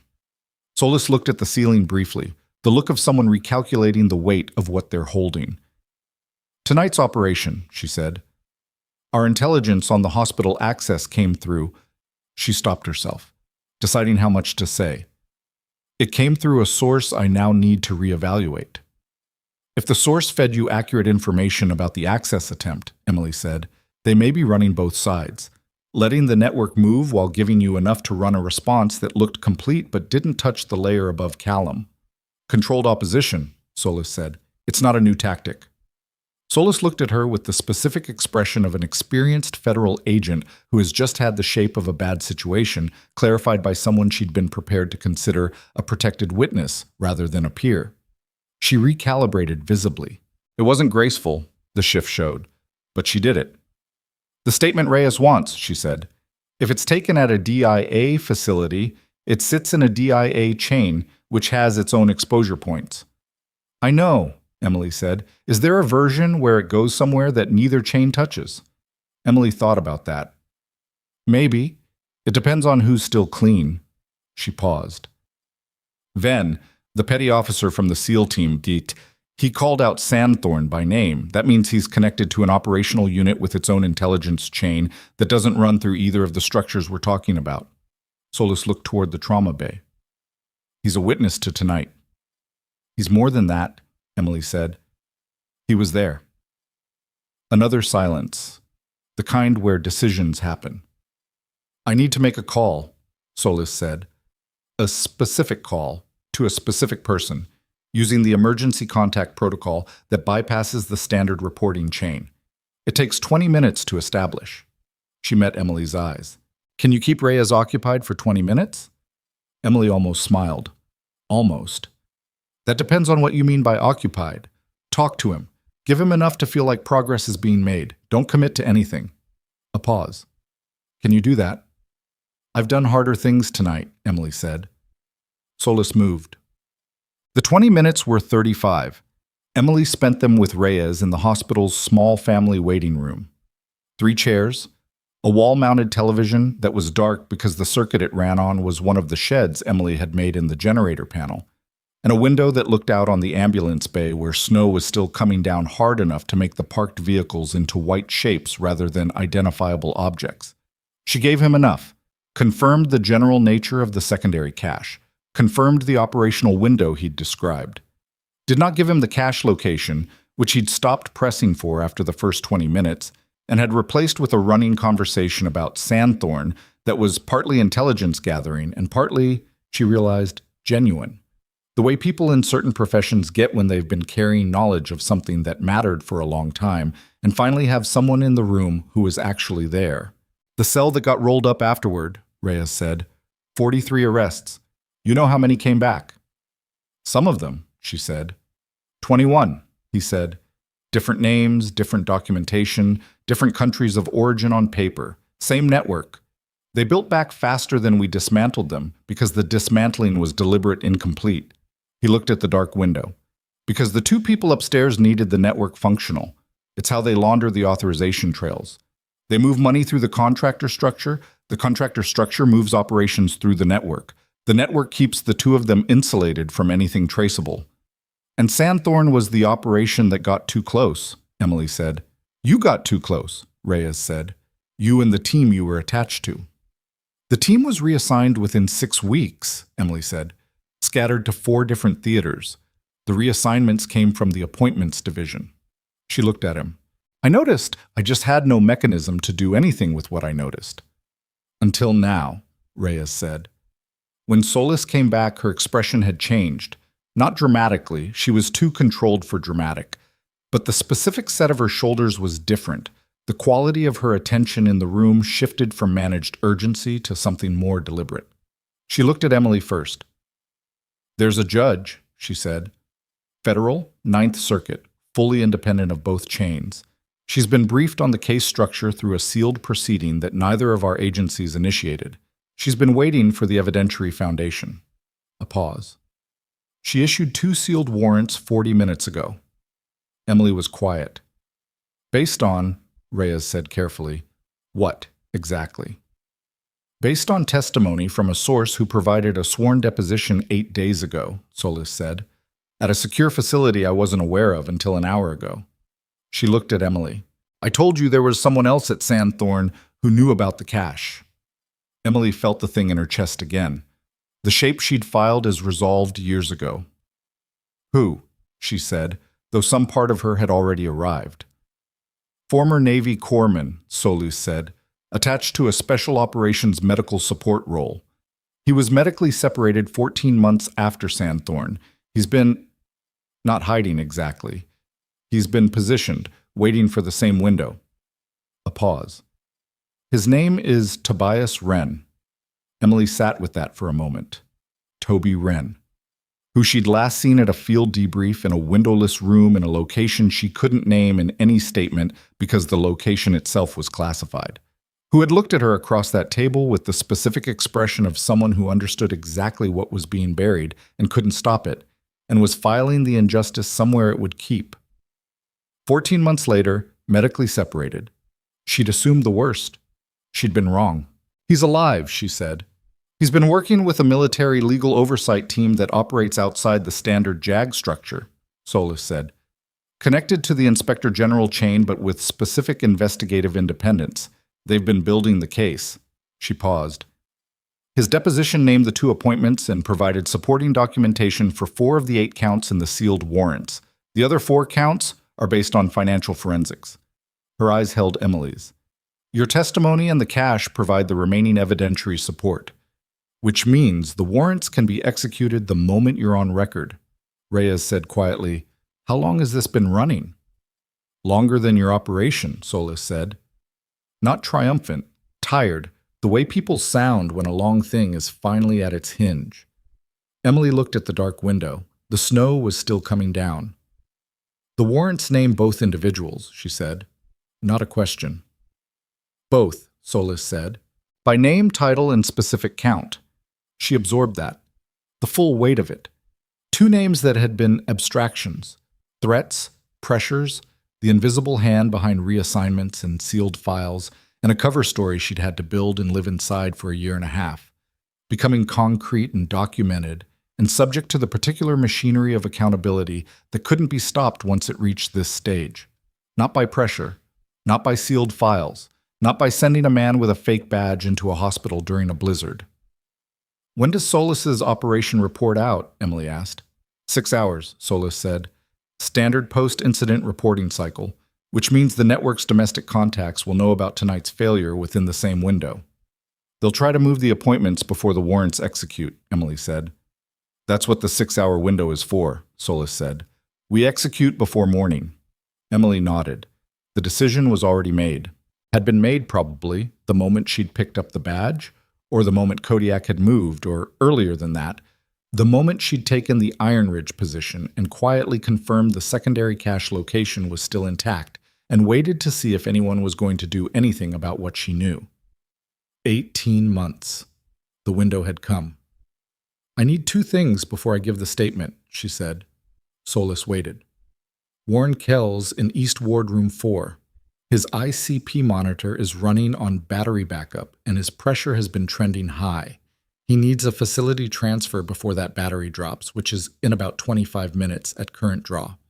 She said it without apology, because it wasn't an apology situation. It was a patient, and he mattered. Get him moved first. Done, Solis said. What's the second? Ben comes with me to the statement facility. She looked between them. He was at Sandthorn. He has independent corroboration of the operational context that neither of your agencies fully has, and he's the one who called it by name tonight in a room full of witnesses, which means he's already in the open regardless. Reyes looked at Solis. Solis looked at Emily. He'll have to agree, Solis said. I know, Emily said. He will. She was right. When they found Venn, sitting in the corridor outside the trauma bay, back against the wall, his injured arm across his knees, not sleeping but not quite awake, the way operators rested in the small spaces between one thing and the next. He looked up when Emily crouched in front of him. She said 3 words. Sandthorn, it's time. He was on his feet before she finished the sentence. Tick. The transfer took 40 minutes. Warren Kells was loaded into the remaining ambulance, the one that hadn't been in the bay when the incendiary case was planted, the one kept outside during winter protocol, with Renata accompanying him, holding the portable monitor, talking to him in the low, steady tone of a nurse who understood that unconscious didn't mean unhearing. Dolores had taken over central coordination with the kind of quiet efficiency that Emily now recognized for what it had always been, not a personality trait, but a practiced competence that had simply never been asked to operate above its usual threshold. Dr. Hall found Emily near the ambulance bay before she left. He didn't say a lot of what was probably in his head. He was a contained man, Hall, and he'd been through enough tonight to have stripped away some of the professional formality that had always been his default register with her. You caught the breathing, he said, in the first 5 minutes. The tension pneumothorax that wasn't declared yet. It was heading there, she said. I would have caught it, he said. Eventually. I know you would have, she said, and meant it. He looked at the ambulance bay doors. Are you coming back? She didn't answer immediately because the answer was genuinely complicated, and she didn't want to give him a simple version of it. I don't know yet, she said. Probably not in the same way. He nodded. The kind of nod that isn't agreement, just acknowledgement. I hear what you're saying, and I understand there's more to it than I can ask about right now. You're a good nurse, he said. Whatever else you are. She held that for a moment. It was a strange thing to be moved by, after the night she'd had, in the context of what she was walking into. But it landed. Thank you, she said. She meant that too. Tully was waiting near the exit with Kodiak. The dog looked at Emily when she approached, the ears forward, the alert that wasn't alarm, recognition, maybe, or something in her that it had been reading all night. She crouched briefly and put her hand on the dog's head. Kodiak leaned into it, just slightly. He doesn't usually do that, Tully said. I know dogs, Emily said. Yeah, Tully said. I figured you knew a lot of things. They went out into the blizzard. The cold hit like a wall, specific and absolute, the kind of cold that doesn't negotiate. The transport vehicles were running. Solus's remaining team, a DIA field vehicle that had come in behind the military helicopters, and a single unmarked sedan that Ven had looked at twice before getting into. Emily was 2 steps from the sedan door when her phone buzzed. Not a regular phone, the secondary one, the one with the number that only 4 people had, one of whom was dead and one of whom she'd just been told was alive. One new message, no name.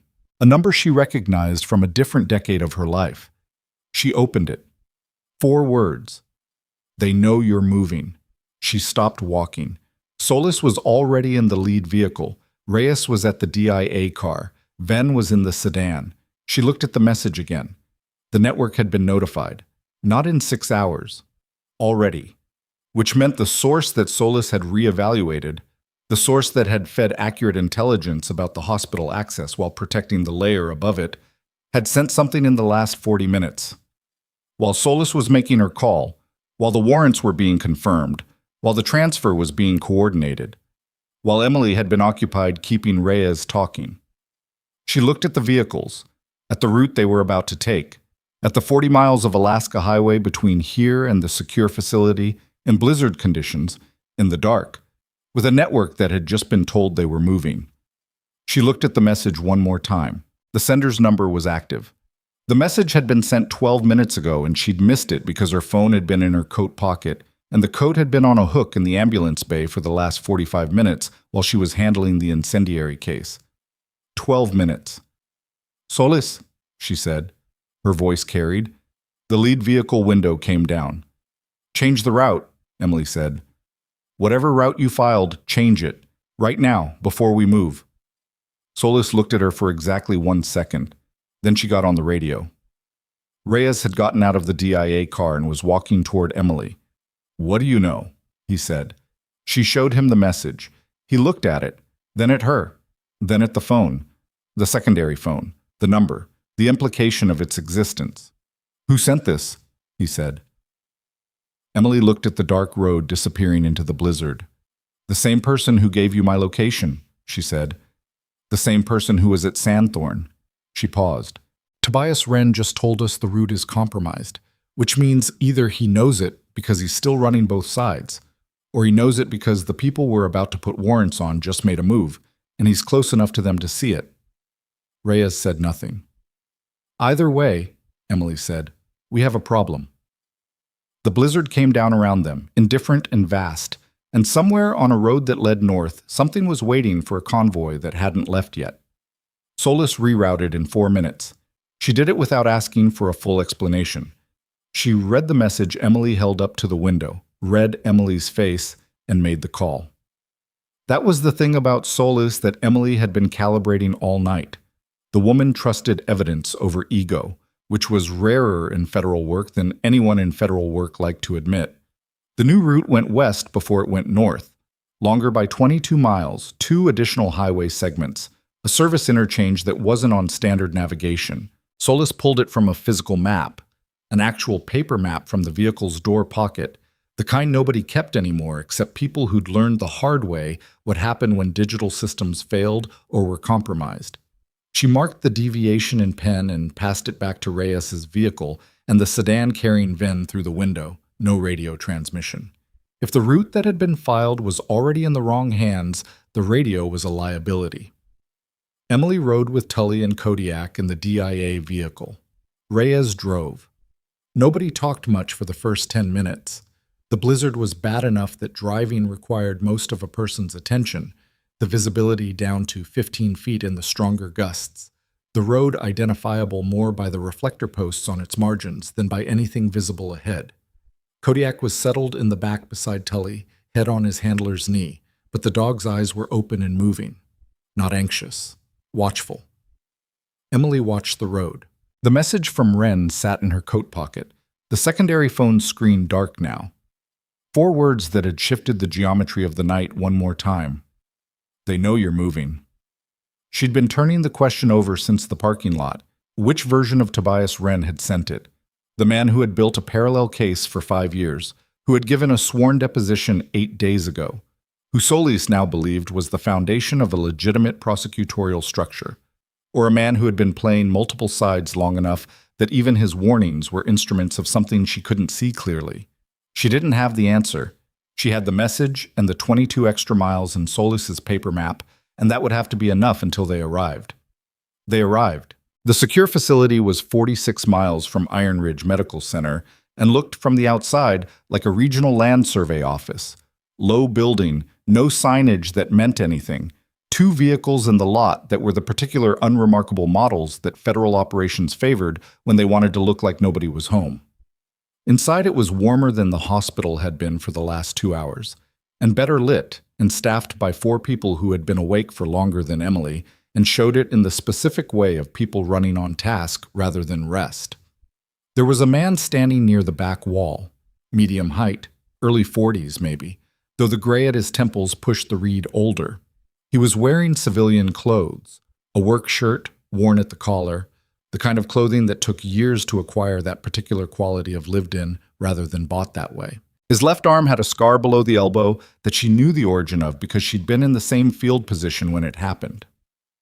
Tobias Wren looked at her across the room the way people look at someone they'd filed as lost and hadn't fully allowed themselves to unfile. She crossed to him. She didn't hug him. They weren't people who did that, had never been. Some working relationships establish their language early, and it holds across years and distance. She put her hand on his forearm, the scarred one, briefly. "You're late," she said. "I was waiting for the right evidence structure," he said. His voice was the same, lower than she remembered or she'd been remembering wrong. Showing up early would have been noise. "The warning tonight. The route. I had a source inside the network's domestic communication chain. When your convoy prep showed up in their traffic, I had 4 minutes."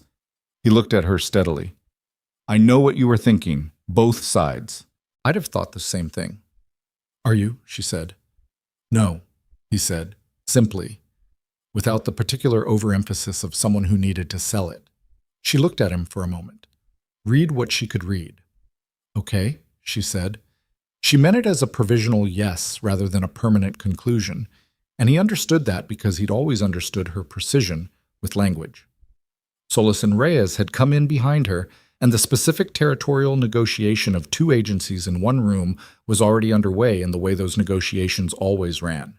Posture, positioning, who stood where relative to whom, the silent cartography of institutional authority. Emily let them work it out. She'd spent enough years adjacent to that particular dynamic to know it resolved faster when the people it didn't actually involve stayed out of it. Ven had settled near the door. He'd been evaluated by one of the facility's medical staff on arrival, a field medic named Santos, who'd looked at his arm and his general condition and made the specific expression of someone who wanted to insist on rest and knew it wasn't going to happen. Emily sat down at the table in the center of the room.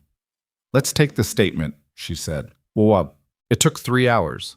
Not because the information was complicated. She'd been running through it in her head for 5 years. And it came out organized, sequenced, precise. It took 3 hours because the legal structure of a sworn statement at that level required repetition, clarification, the specific cross-referencing of documentation against verbal account, and because partway through the 2nd hour, the financial forensics team on a secure video link asked a set of questions about the authorization signatures that required her to walk through the operational timeline with a detail she hadn't expected to be asked for. She walked through it. She did not editorialize. She did not color the account with the weight of what it had cost her. The years, the cover, the particular loneliness of maintaining a position that nobody around you knew you were maintaining. She stated facts in the order they had occurred and let the facts carry the weight, because facts under oath are not helped by emotion and are frequently damaged by it. What she'd witnessed during Operation Sandthorn, the specific communication she'd intercepted, the financial routing she'd documented, the authorization chain she'd traced from the field level up, through 2 layers of contractor structure and into the Federal Appointments Division. What she'd recovered, physical documentation, stored in the secondary cache, at a location she gave on record for the first time.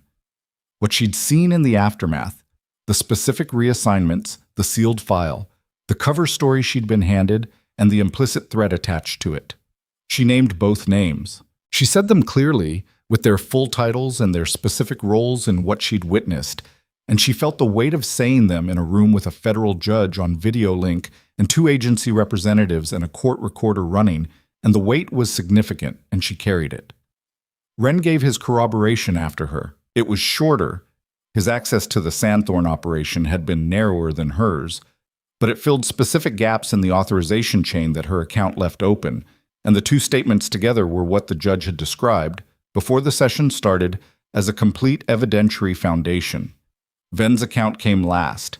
He covered the operational intelligence piece, what his unit had been told about the Sandthorn parameters, what they'd actually encountered, the specific debrief in which they'd been told the anomalies they'd observed were classified and not to be referenced in any subsequent reporting. He was clean and direct, and he'd been holding that account for 5 years in the same way Emily had been holding hers, with the specific frustration of someone who knew something wrong had been done and had no mechanism to address it. He had one now. The judge. Her name was Honorable Patricia Dunn, and she had the look of someone who had been awake since receiving the sealed warrant request and was running entirely on the energy of a situation that mattered, reviewed the combined accounts and the documentation cross-reference, and made her statement on record at 4:17 in the morning. The sealed warrants were now active. The arrests happened at 6:41 a.m. Emily wasn't there for them. She was at the facility, on her second cup of coffee that tasted like it had been made 4 hours ago and reheated twice, sitting in the room that had been a formal proceeding space 3 hours ago and was now just a room with chairs pushed back at angles and empty cups, and the particular stillness of a space that has held something significant and is now releasing it. Solis was on the phone, had been on the phone since 4:30, coordinating what was coming. Her voice through the door was controlled and continuous, and Emily caught fragments, simultaneous, sealed until service, media protocol at completion, that told her the machinery was running and had enough momentum now that nothing short of an infrastructure failure was stopping it. Reyes had gone outside somewhere around 5. Emily could see him through the facility window, standing in the snow that was still coming down, but lighter now, the blizzard breaking up at its edges, making the slow transition from crisis weather to aftermath weather. He was on his own phone. She didn't try to read the conversation. Wren was across the room, sitting in a chair that was slightly apart from the others, the way he'd always positioned himself. Enough separation to think, not enough to be absent. He was looking at nothing in particular with the look of someone running a long calculation to its end. "What happens to you now?" she said. He looked up. "Debriefed, probably relocated. Consulting arrangement maybe if the oversight team wants continuity." He paused. "You?" She'd been thinking about that.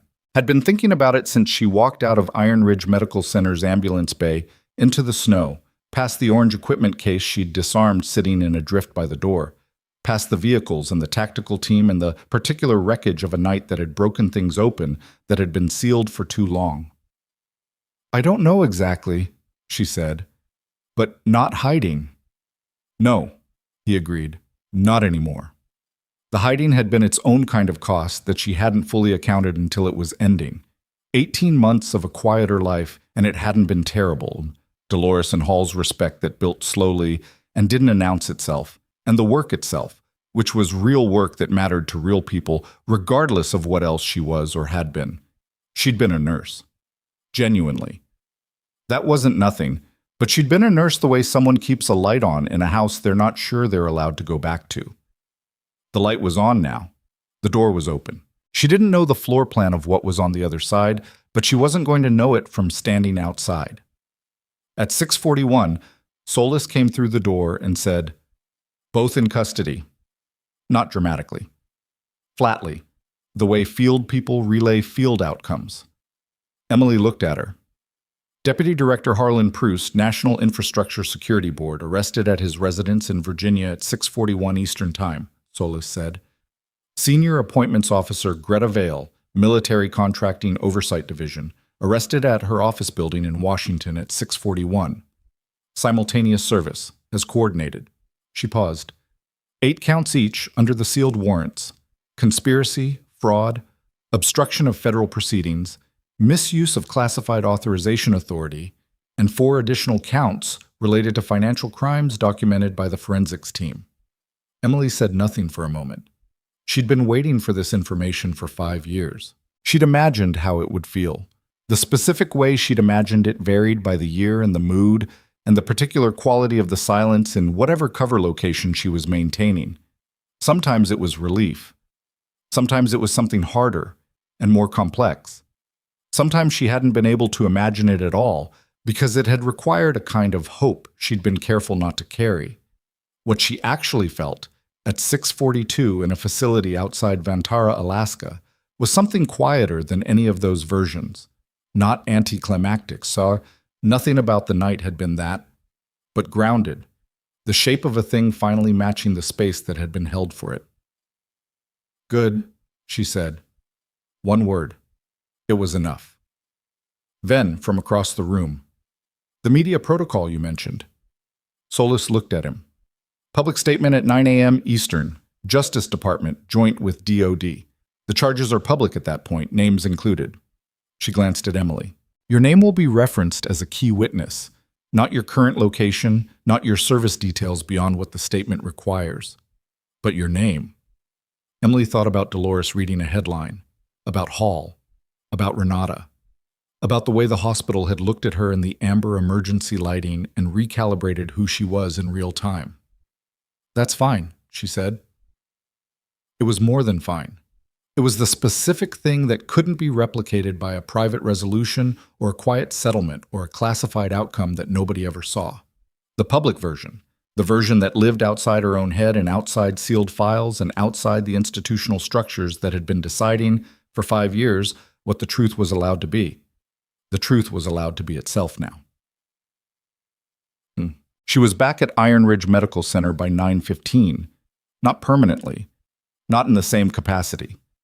She came back because Renata had texted her at 7:30, not the hospital phone, her personal number, which Renata had never used before, to say that Warren Kells had been transferred successfully and was stable at Vantara Regional, and that the East Wing generator had been fixed by a maintenance crew that had apparently materialized at 6 a.m., with a work order that nobody at the hospital had filed but nobody was complaining about.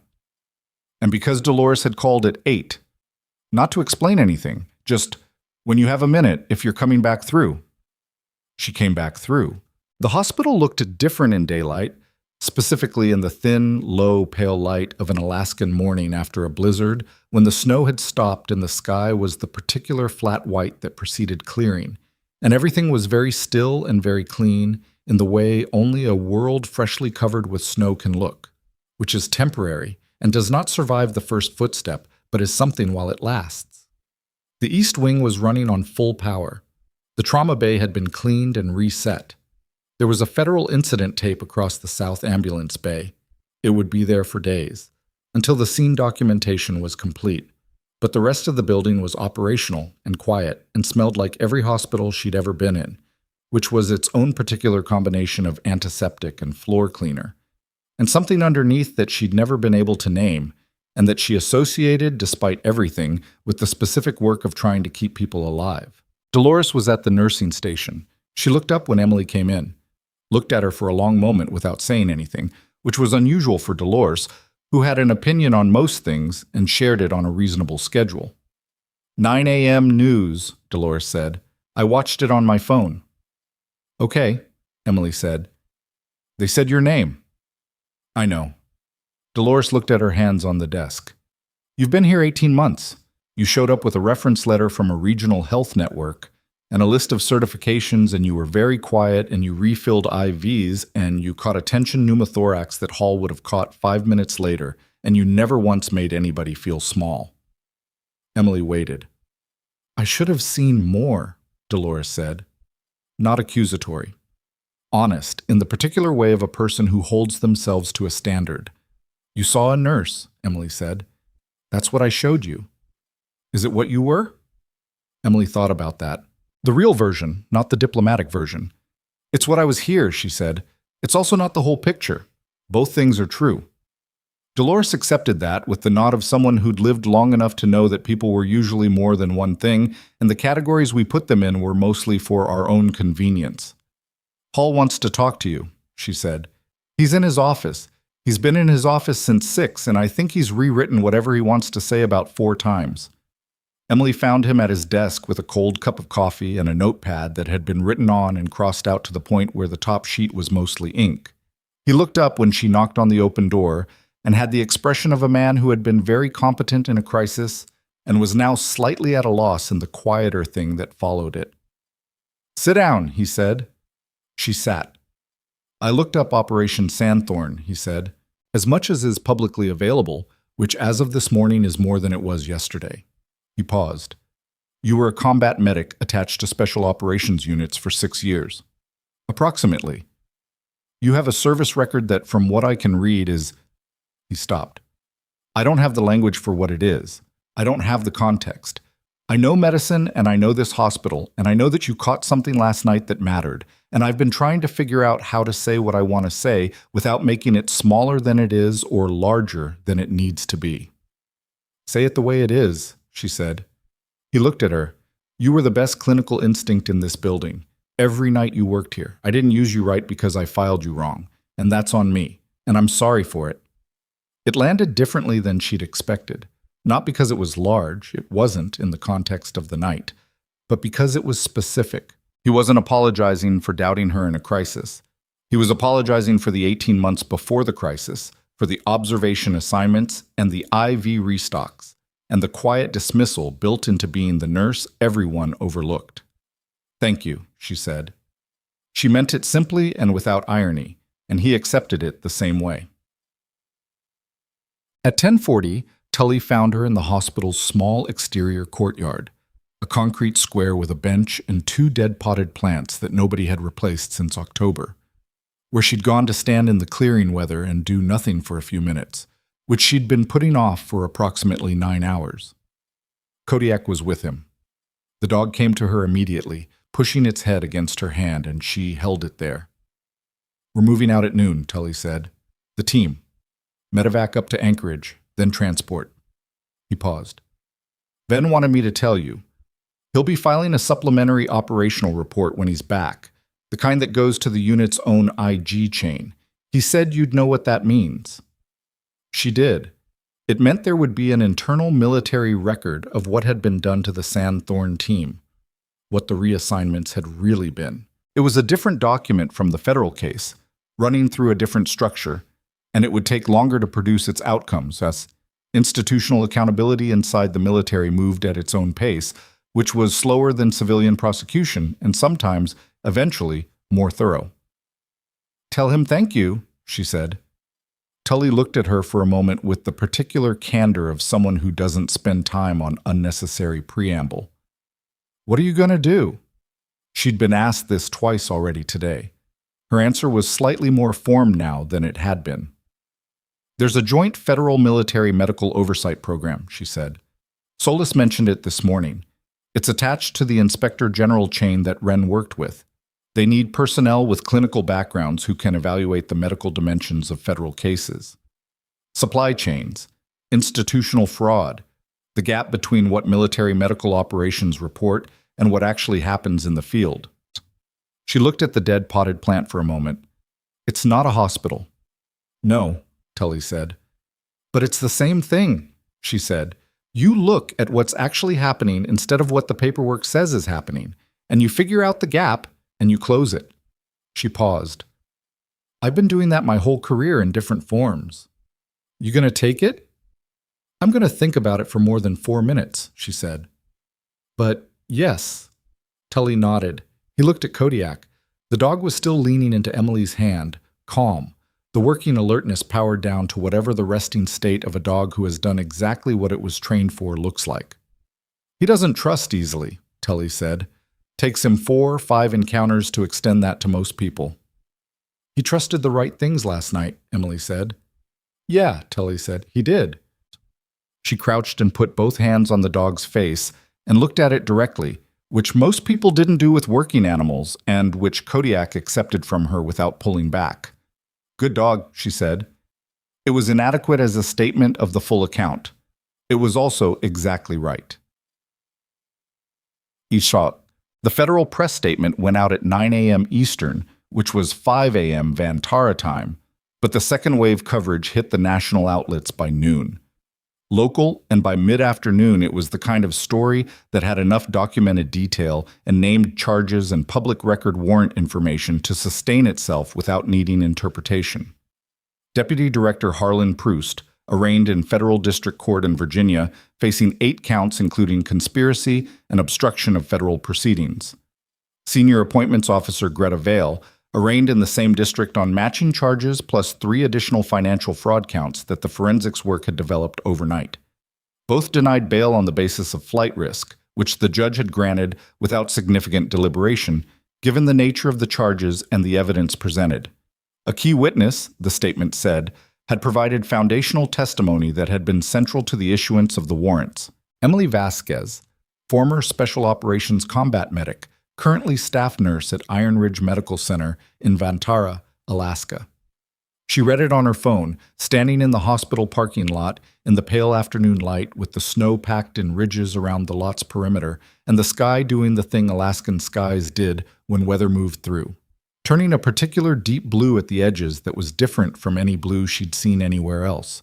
Her name in a public document, connected to her real service record, in the context of an outcome rather than a concealment.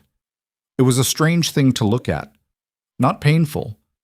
She'd expected it to feel like exposure, like the specific vulnerability of a cover stripped away, and it didn't feel that way. It felt more like a window opened in a room that had been closed for a long time. Renata called at 2:15.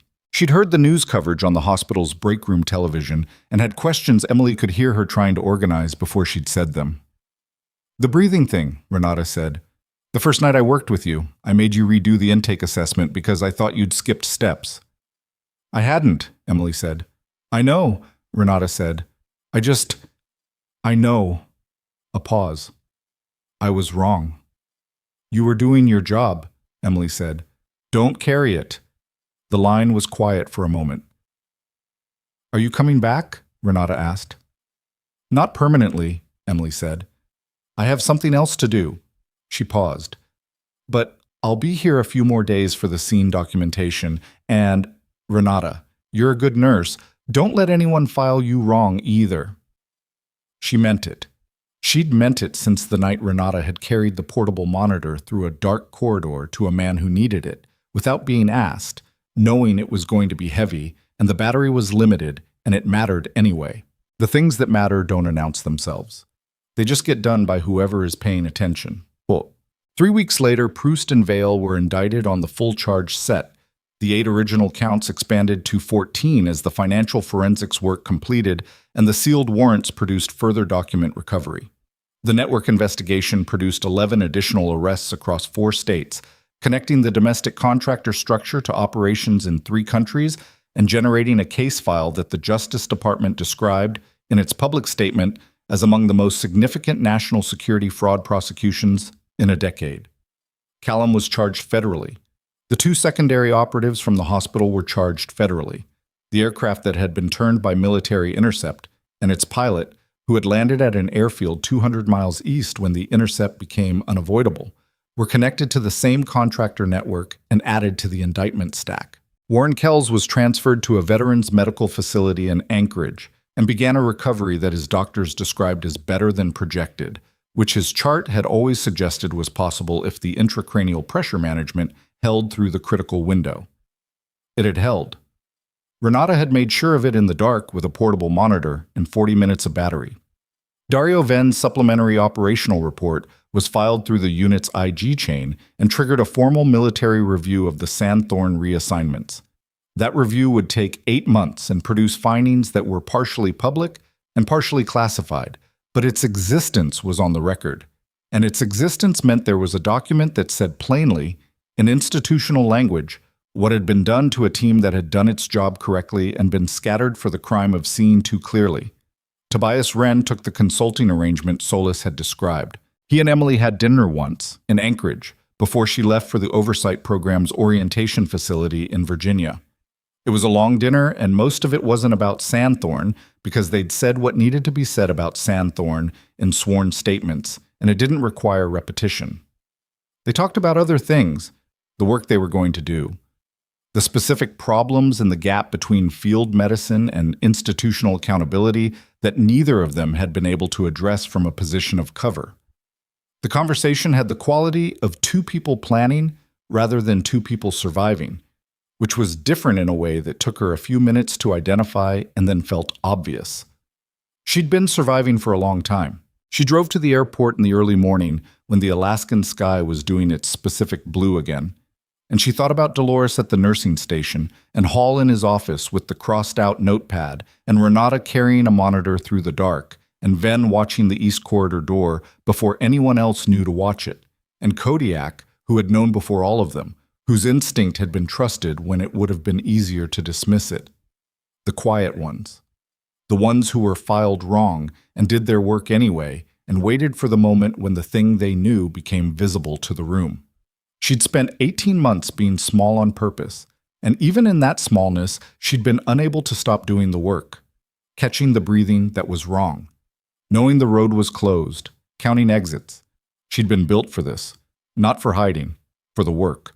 The real work, the kind that asked everything you had and was larger than any one position or cover or title or the way someone looked at you when you walked into a room.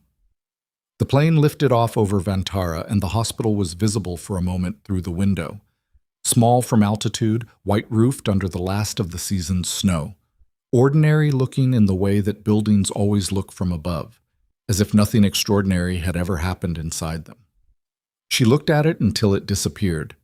Then she turned forward, and whatever was next was already starting, and she was already equal to it, and she'd been equal to it all along.